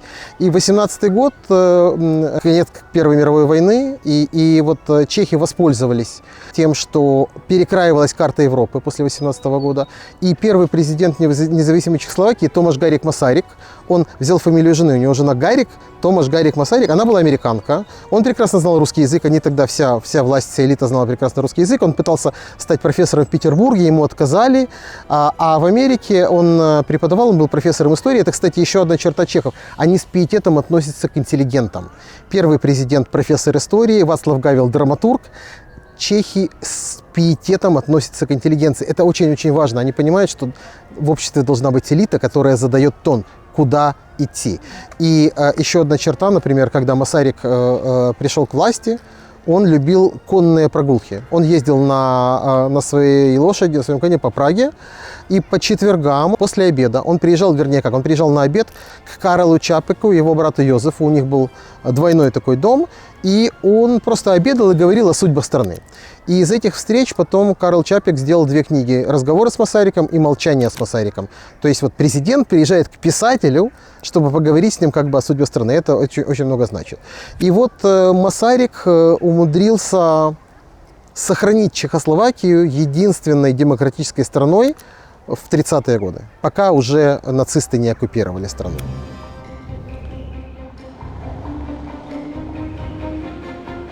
Были случаи, когда война началась, что вот к тебе поменялось какое-то отношение и стали по-другому относиться, либо нет? Ко мне нет, потому что я уже такой получех для них. Ну, то есть, как бы я свой. А не совсем чех, но вот свой. Это во-первых. А вот на самом первом этапе очень длительное время, может быть, где-то полгода, ко мне подходили чехи и говорили: чуваки, мы просто восхищаемся. Какие вы крутые, мы вообще бы так не могли, мы всегда сдаемся. Если мы перейдем к менталитету, то менталитет – это не воевать. Менталитет – это все, что они тебе думают, они скажут в пивной тебе. Ну не тебе, не в глаза. Маленький народ, они сами объясняют, нам приходилось выживать. Как бы мы не могли себе позволить со всеми воевать, со всеми вступать в конфликты. Поэтому здесь принято как бы, И мы сохранили обходить свой народ. Мы сохранили свой народ, они сохранили свою культуру, они сохранили свой народ, вот эту прекрасную правду. Даже будучи под постоянно империями, под коммунистическим режимом, будучи все время, по сути, они освободились в 1987 году. Да. Бархатная революция. По сути, они так условно свободны 37 лет. Как на них повлияло, кстати, империи, которые были, вся эта история, которая была под империями, а потом вот, скажем так, советское время, вот танков в 1968 году. Очень глубоко закодировано. Достать это можно из чехов примерно после 3-го пива. То есть до этого они сохраняют, как бы они отслеживают, чтобы ничего лишнего не сказать. Это же знаменитая история, о которой мало кто знает. Я об этом не знал, как вообще все произошло. Когда вот события начали развиваться так, что Чехия могла развернуться в сторону Запада, да, и Советский Союз принял решение, что надо как-то эту ситуацию исправлять. Там прям детективная история для триллера. Пролетающий самолет запросил срочной аварийной посадки на международном аэропорту Рузыня в Праге. Ему, естественно, дали аварийную посадку. Самолет сел, из этого самолета выскочил спецназ, техника и захватили аэропорт. После того, как они захватили аэропорт, начали садиться самолеты с военной техникой. Это было начало 1968 года и событий. И они моментально там как бы разъехались по всей Чехии и заблокировали их. То есть какое отношение у чехов будет ко всему этому и, естественно, к этим событиям и к нам? Ну, какое оно будет? Вот такое оно и будет. То есть это как бы это было подло, это было из-под тишка, это было, конечно, для СССР великая супероперация, но на самом деле, как бы, ну и, естественно, маленький народ не мог ничего сделать. То есть они выступали, есть знаменитые кадры по фильму Кундера, Кундеры, автора чешского, я советую посмотреть, как все Вацлавская площадь, там тысячи людей стоят, и они с кастрюлями бьют ложками по кастрюлям.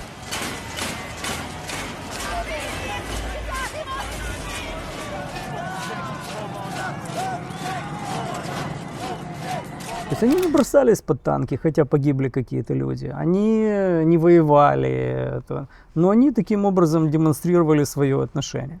И в этом во многом отражается менталитет.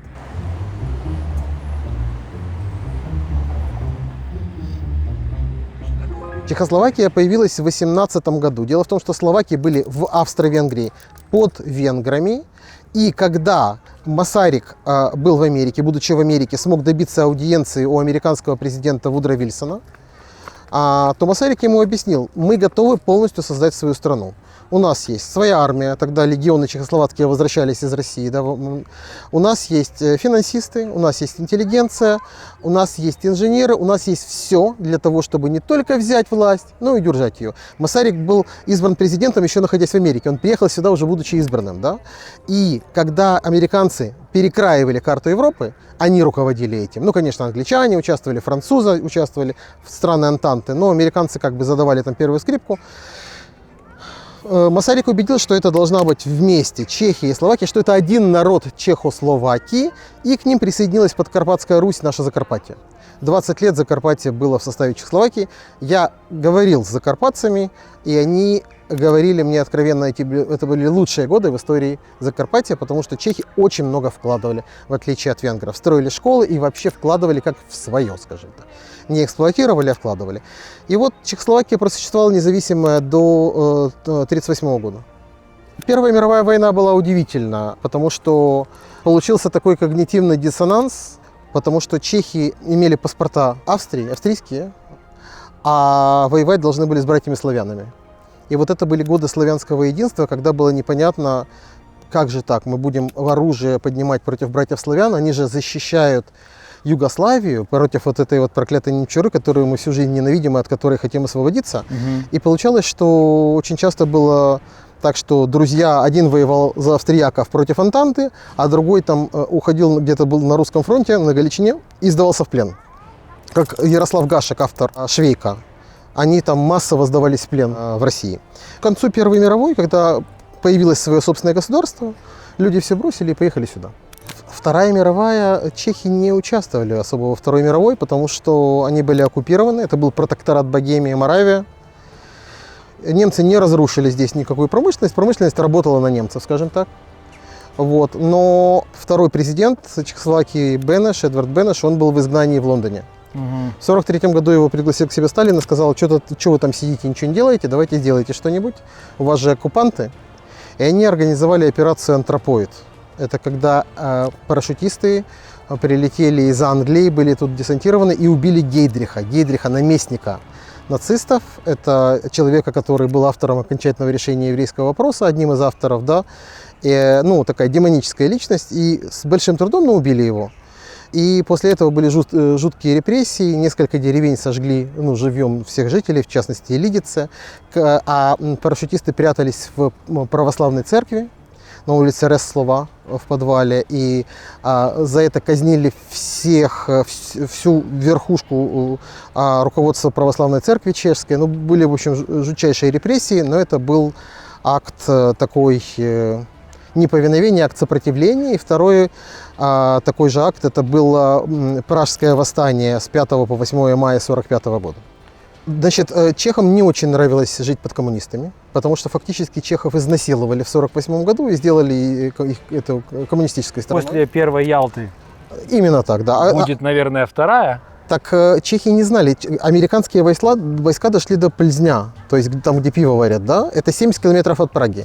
В Праге были уверены, что там завтра американцы будут тут. Они не знали, что в Ялте уже расписали карту Европы, и они отойдут к России, да, к Советам. Многие были в ужасе от этого. Вот.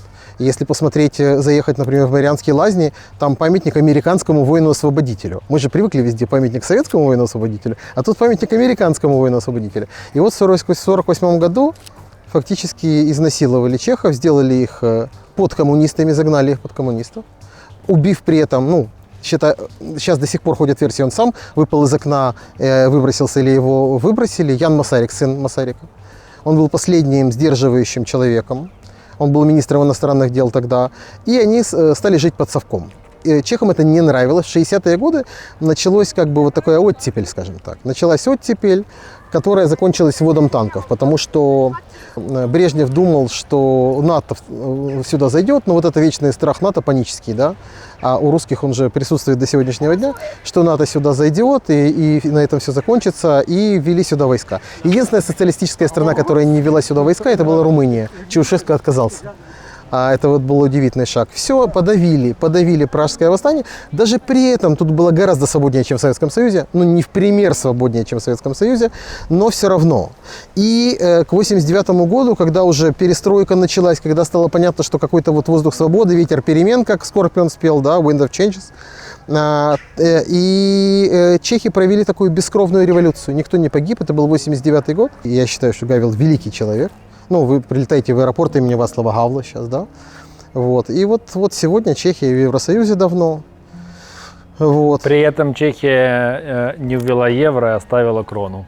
Поэтому цены все-таки не такие, как, например, в других странах, очень западных. Мы очень рады, мы не хотим евро, никто из тех, кто здесь живет, потому что мы понимаем, что цены сразу подрастут и не опустятся. А чешский Нацбанк может регулировать все, и чехи каждый раз говорят, да, мы обещали ввести евро, но мы введем, когда наш уровень жизни станет таким, как в Западной Европе. Пока еще рано. И каждый год новое правительство какое-то там затевает разговор о евро, народ категорически против, и так это все едет, и едет, и едет, и слава тебе, Господи.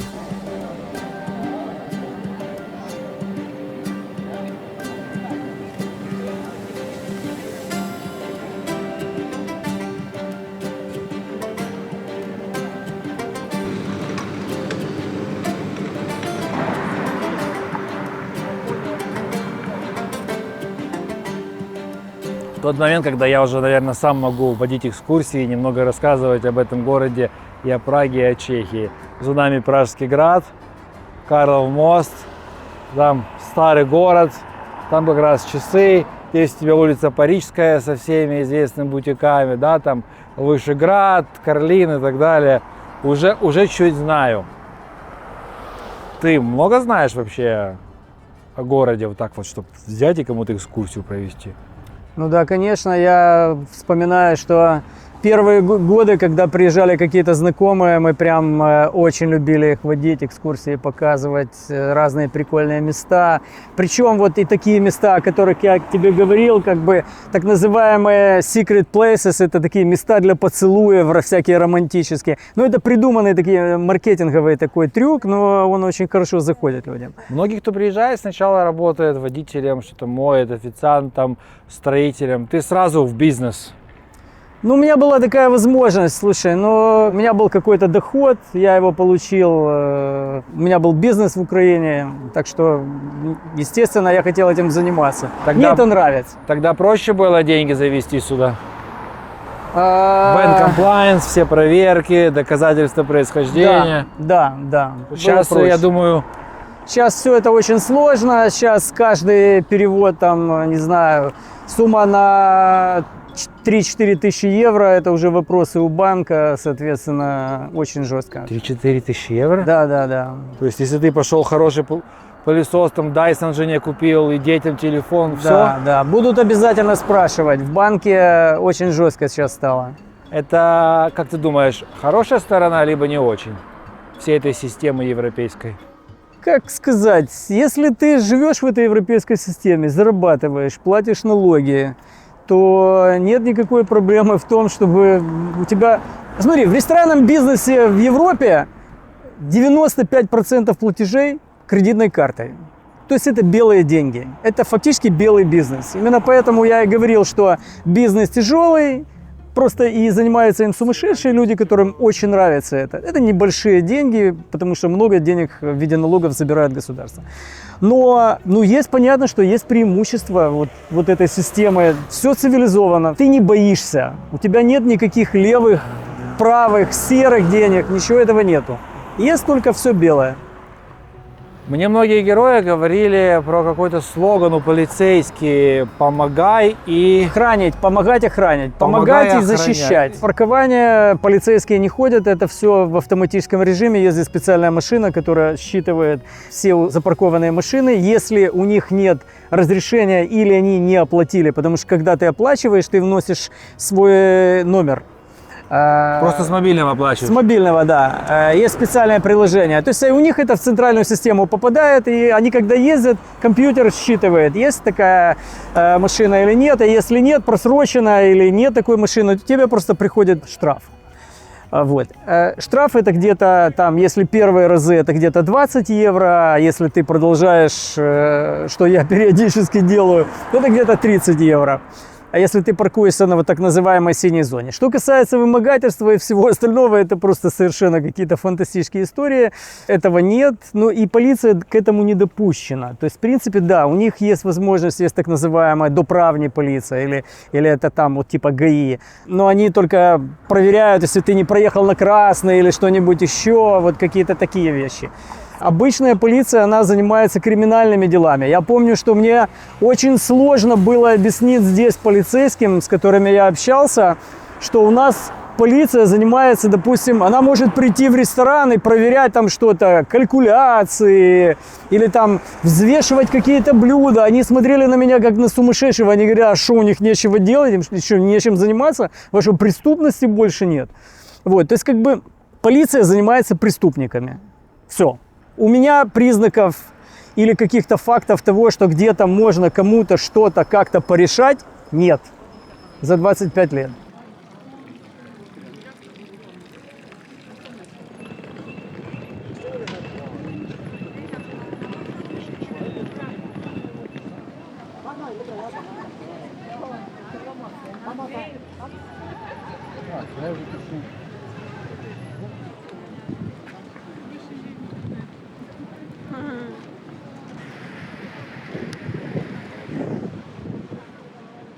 Вот я не знаю, мы где с тобой не идем, везде вот толпы. И сейчас же не самый топовый сезон или топовый? Ну, тут топовый сезон всегда. Карлов мост – это самое такое популярное туристическое место. От Староместской площади сюда всегда идут толпы, нескончаемый людской поток. Нет, есть районы, которые недалеко от центра, где туристов гораздо меньше, но здесь это Мекка. Поэтому мы, наверное, сюда и пришли. Почему Карлов мост так популярен среди туристов? Это первый каменный мост вообще здесь, и это второй каменный мост вообще в Центральной Европе после Регенсбурга, после моста через Дунай.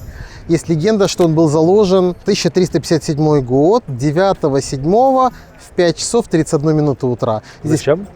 для того, чтобы он стоял вечно. Потому что мост Юдифи, который был тут до этого построен, его снесло на очередное наводнение. У нас буквально вот сейчас сходит очередное наводнение. Река бурная, а, к счастью, уже тут придумали систему шлюзов, вовремя сбросили воду из водохранилища, поэтому вода не разлилась, как в 2002 году, когда было совершенно катастрофическое наводнение здесь. И этот Карлов мост, да, вот он стоит, да, безусловно, его основы, опоры были повреждены, но тем не менее он стоит до сих пор, строили его итальянцы и строили на совесть. Тут есть музей Карлова моста, где прям вся история рассказывается о его строительстве. Я поражен, насколько они тогда, это 14 век, уже умели хорошо строить мосты.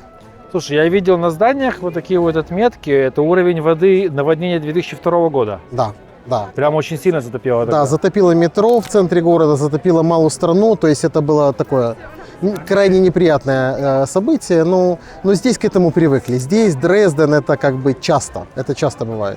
Слушай, в лучшие времена Киев, Крещатик, Одесса, Дерибасовская, ну любой центр города, наших больших городов, это не лучшее место для жизни. Толпы туристов, шумно, с утра до вечера и так далее. Вот.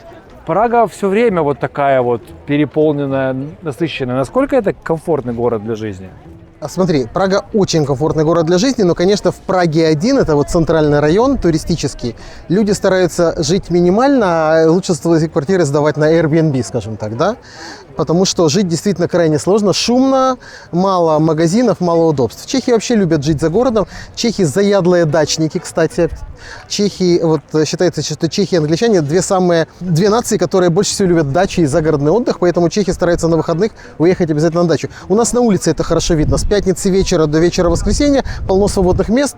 Вечер воскресенья, если ты приехал там после 8, ты уже запарковаться не сможешь. Вот. Прага весьма комфортная. Прага очень зеленая. Тут чистая вода, чистый воздух, здесь комфортная температура и, безусловно, да, подальше от туристического центра, скажем так. Но в любом, даже на самой окраине, в любом месте ты всегда найдешь детский сад, ты найдешь школу, ты найдешь магазины и так далее. То есть здесь прекрасный общественный транспорт, один из лучших в Европе.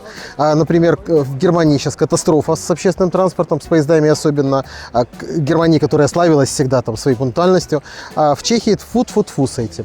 В Праге идеальный общественный транспорт, и это скажут даже те, кто Прагу не любит, скажем так. Здесь немножко не хватает врачей. Наши вот когда приехали сюда, когда приехало 500 тысяч, а сейчас 350 осталось из тех 500 тысяч беженцев, жаловались на то, что не хватает врачей и плохая индустрия красоты, скажем так. Ну, плохая индустрия красоты уже заполнена нашими же, скажем так, а врачей действительно не хватает. Чехи очень медленно подтверждают дипломы, и это большая проблема, но она не такая прям катастрофическая. Вот это, пожалуй, два недостатка единственных, ну, уже один, который я мог бы назвать, а в целом город очень удобный, город безопасный, ты можешь отпускать ребенка 8, 9, 10 лет самостоятельно ехать в школу на трамвае, на метро, на кружки. В каждом районе города ты найдешь какие-то кружки, которые прямо вот недалеко от дома. Здесь сохранилась вот эта советская система. Тут есть такие дома «Дети омладыжи», где вот стоит целое здание огромное, в котором все кружки за копейки. То есть ты можешь базовые все вещи какие-то вот получить за очень-очень такую скромную оплату.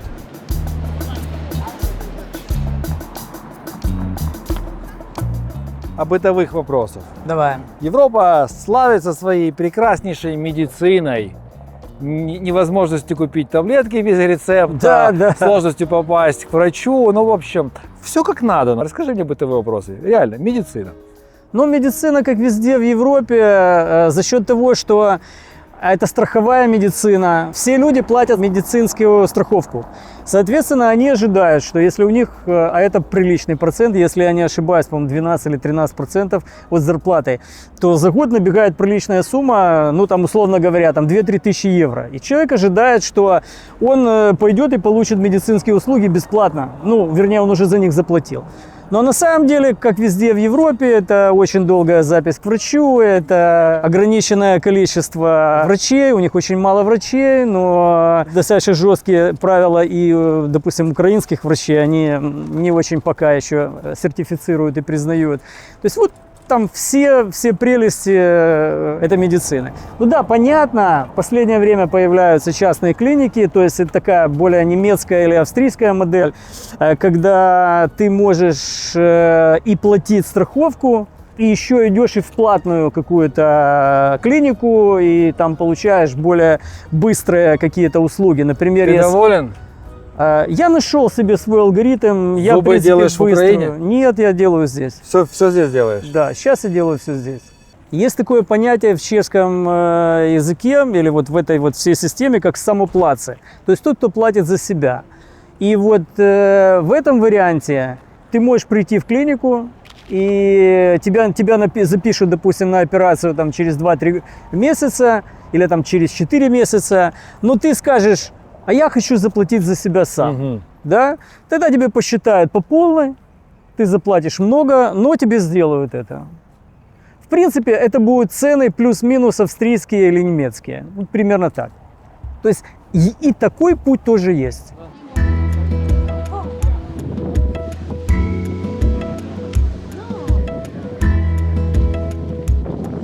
Слушай, Чехия входит в мой топ-10 стран, куда можно приехать и начать с нуля. Ну, вот реально, особенно тем, у кого нет удаленной работы, у кого нет, не знаю, там, много денег или еще чего-то. Здесь очень много работы. С кем я не общаюсь, все говорят, работы хватает. Просто приезжай и работай, зарабатывать можно нормально. Как здесь с этим? Можешь мне пробить свет? Так и есть. Работы полно. Было бы только желание. Открыть предпринимателя можно за один день. Бюрократия здесь минимизирована, скажем так. Да? Я, как человек, который имеет дело с этим постоянно, я могу это сказать. Фирму ты можешь открыть быстро, ты можешь быстро открыть предпринимателя.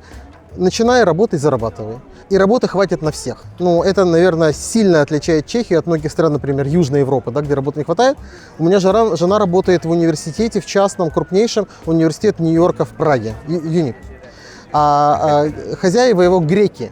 И вот они говорят: мы экономические беженцы, экономические иммигранты, потому что в Греции такой бизнес было бы сделать практически невозможно, а здесь это нормально, здесь это работает, люди могут себе позволить много зарабатывать. Сколько? И наши, ну смотри, 1000 евро это минимум, 1000 евро это будет зарабатывать посудомойка, это будет зарабатывать уборщица, а дальше до бесконечности. Но, безусловно, в целом зарплаты от 2 до 5000 евро. Это такой нормальный средний класс. Это на руки, либо это все-таки до налогов? Это до налогов, но здесь ставка налога 15% подоходного И всё. и 23 при превышении, да, при превышении Какой там, суммы? 1 600 000 крон. Я сейчас даже, наверное, не переведу быстро это в евро, годового дохода, но то есть это 65 тысяч где-то евро. подожди, умножим на 25, ну да, где-то 65 070 годовых. Да. Годовых. Ну, это средний класс. Если ты выбиваешь из среднего класса, ты Слушай, чуть-чуть но это платишь если больше. сравнивать с странами, где у тебя сразу там 23 и потом пошло до 60, то здесь У нас очень неплохо. выгодно, очень выгодно. Плюс у нас есть упрощенная система налогообложения для частных предпринимателей. Например, ты айтишник, ты приехал, у тебя затрат, кроме как купить компьютер и включить его в розетку, никаких нету, да? Государство разрешает тебе списать 60% твоих доходов просто одним росчерком пера во время подачи декларации на расходы. Никаких документов собирать не надо, вести учет, отчетность практически не надо. Все минимизировано. Вот. И поэтому, ну, у меня есть знакомые, которые отсюда поехали в Португалию и потом вернулись и сказали: не-не-не, мы хотим оставаться предпринимателями здесь, мы будем туда на зиму ездить, например, а работать мы будем продолжать здесь. Здесь комфортно, здесь выгодно, и ставки налога здесь, на мой взгляд, ну, более чем щадящие. А сколько денег нужно для жизни в Праге, если вот квартиры своей нет, если снимать, нормально питаться, ну и полноценно жить? Вот как ты в Одессе жил. Смотри, Семья из 4 человек. 2 детей, 2 взрослых. в Праге, потому что Прага сильно дороже, чем все остальные города, это мы понимаем. Смотри, тут есть даже такой норматив для получения вида на жительство. Это 23 000 крон в месяц. Есть сумма на проживание, там около 5000, и остальное на съем квартиры. 23 000, это считай $1000. Честно, на эти деньги прожить можно крайне с большим трудом. Это ты будешь одному. Это ты будешь снимать комнату, даже не квартиру, и на всем экономить. А для нормальной и комфортной жизни семьи из 4 человек в Праге, я бы сказал, нужно от 4 до 5. Евро. Да, На всех. да. Это было бы окей. При этом у тебя дети учились в бесплатной чешской школе или бы в бесплатном чешском вузе учились. В этом случае ты мог бы, ну, не смотреть на цены, ты мог бы путешествовать, ну, так, 3-4 раза в году, ну, лоукостом, например, да, сесть на Ryanair и куда-то полететь. И, ну, не сильно задумываться о тягостях бытия, скажем так. Слушай, ну реально же зарабатывать столько, правильно? Да, реально. Ну, семье из 2 работающих зарабатывать 4000 вполне реально.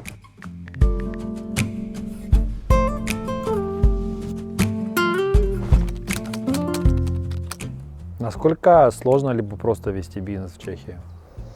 Если ты хочешь делать все правильно и ты хочешь соблюдать все нормы, это довольно-таки сложно. Тебе нужно в это внедряться, тебе нужно искать информацию. То есть, если мы рассмотрим, например, бизнес жены, потому что это бьюти-сфера, то у тебя должна быть лицензия косметолога, у тебя должна быть лицензия татуировщика. Твое помещение должно выполнять огромное количество норм, то есть это гигиена, пожарные, разрешение от города на размещение тату-салона, лицензия авторская на то, что у тебя играет музыка. Это очень строго за этим следится. У тебя должно быть куча бумаг о том, что ты выполняешь требования утилизации химотходов и так далее. То есть на самом деле, если ты хочешь быть полностью чистый, без каких-либо нарушений, это тяжело. То есть в рамках этого ты должен либо эти знания черпать и искать сам, что не так легко, потому что один из минусов Чехии состоит в том, что здесь нету еще, скажем так, полноценной цифровизации, вот этой бюрократии, не так много хороших ресурсов с информацией. И в свою очередь, ты нанимаешь людей, кто будет этим заниматься, что тоже недешево. Поэтому, скажем так, первые года и свой старт карьеры многие начинают с тем, что они работают не до конца правильно, они выполняют не все требования, но потом с развитием бизнеса они начинают подключать бухгалтеров, они начинают подключать консультантов и закрывают вот эти пробелы. Но нужно отдать должное, что Чехия довольно-таки лояльно подходит к начинающим предпринимателям, и трудно нарваться на проверку в первые 2 года своей деятельности.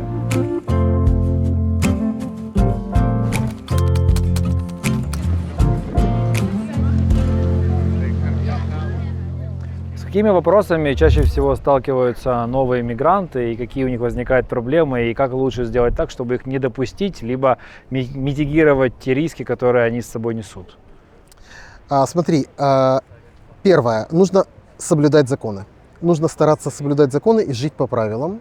Не нужно думать, что ты самый умный, и что ты можешь тут перехитрить всех, что чехи медлительные, туповатые и так далее. Ничего подобного.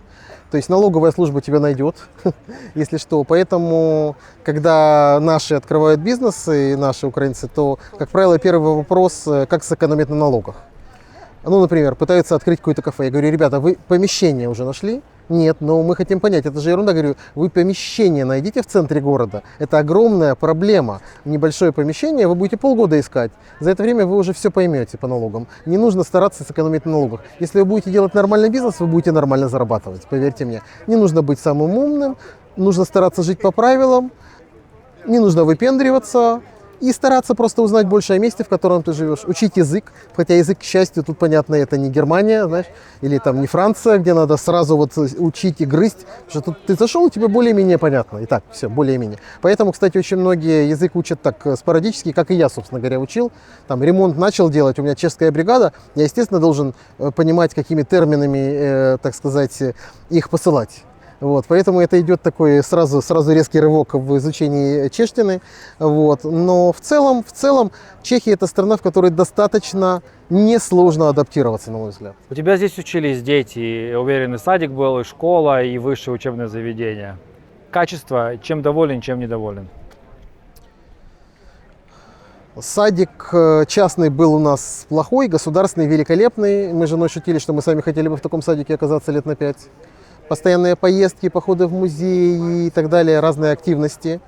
Школа государственная, очень хорошая. Здесь сложно попасть в гимназию, так как в школах здесь достаточно щадяще относятся вначально к детям, а потом в гимназии для того, чтобы попасть, нужно сдать очень сложные экзамены, и часто дети пролетают мимо.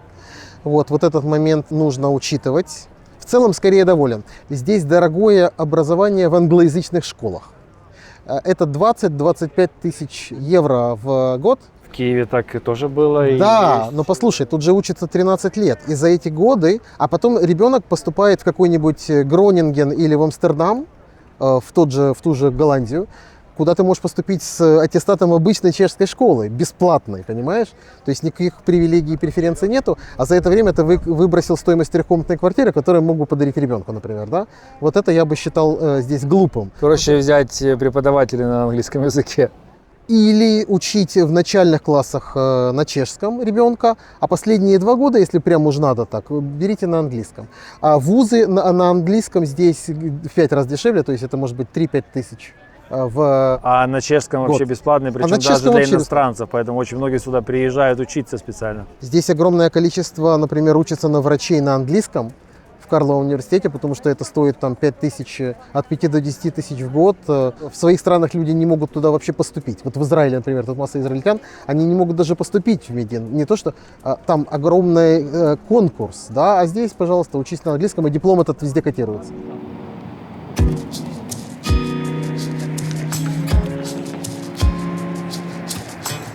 Сколько тебе, зарабатывая хорошо, для комфортной жизни нужно денег в Праге? Я считаю, что среднему классу на двоих нужно где-то 3,5-4 тысячи евро в месяц. На двоих? На двоих, да. Это с жильем, с питанием, с развлечениями? Это с жильем, с питанием, с развлечением. Теперь давай быстро раскидаем. То есть, если снимать квартиру, то это будет стоить на двоих где-то 1000 евро. Если дети пойдут в сад, я уже говорил, 100 евро примерно на ребенка. Ну вот считай, если вы вдвоем зарабатываете примерно там 3,5-4 тысячи, то 4-я часть это квартира, если снимаете. Если это ипотека, то это где-то 600 евро в месяц. Соответственно, ну вот как бы постепенно выплачиваете. Да, можно взять ипотеку на 30 лет.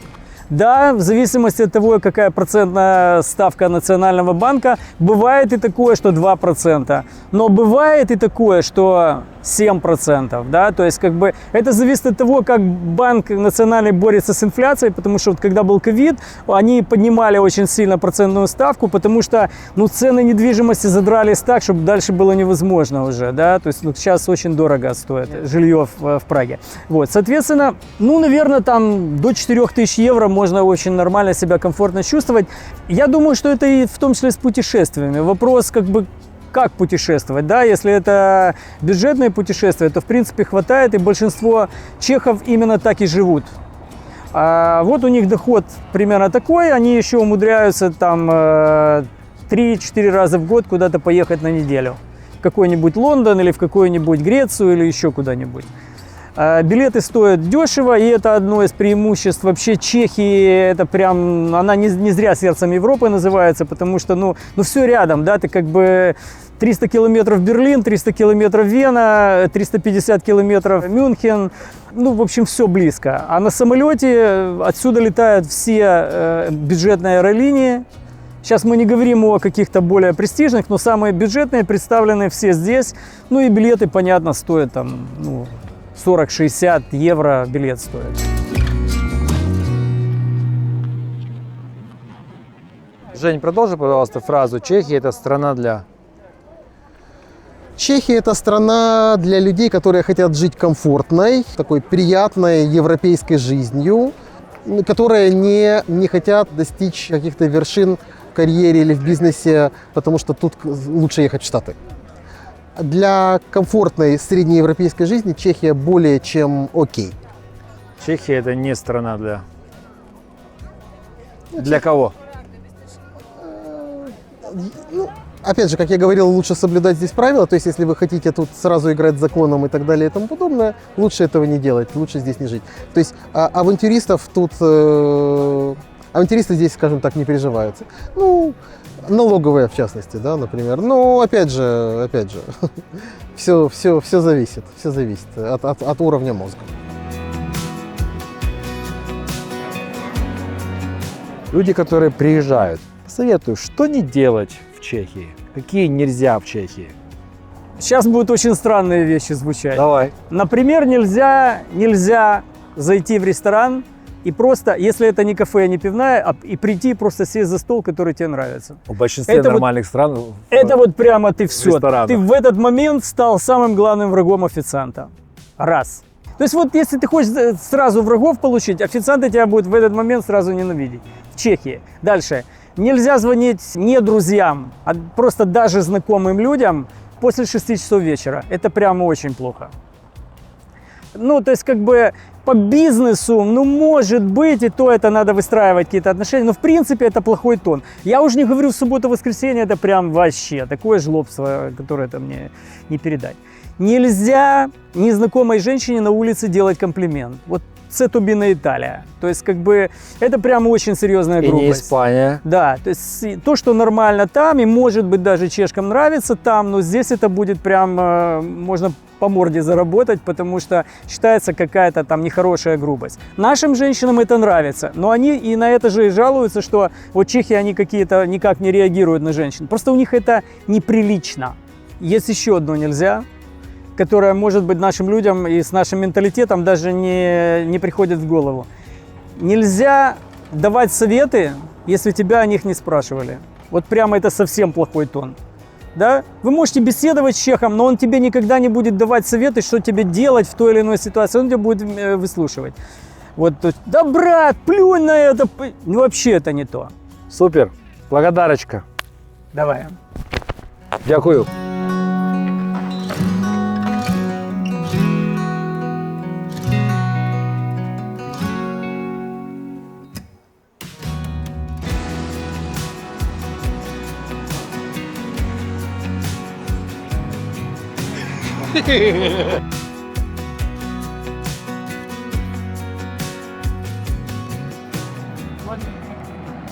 В общем, что ты делали, а что мы не скажем. Мы скажем в конце выпуска. Ну, Блин, офигенный кадр. И голубь пошел, боже мой. актер пошел.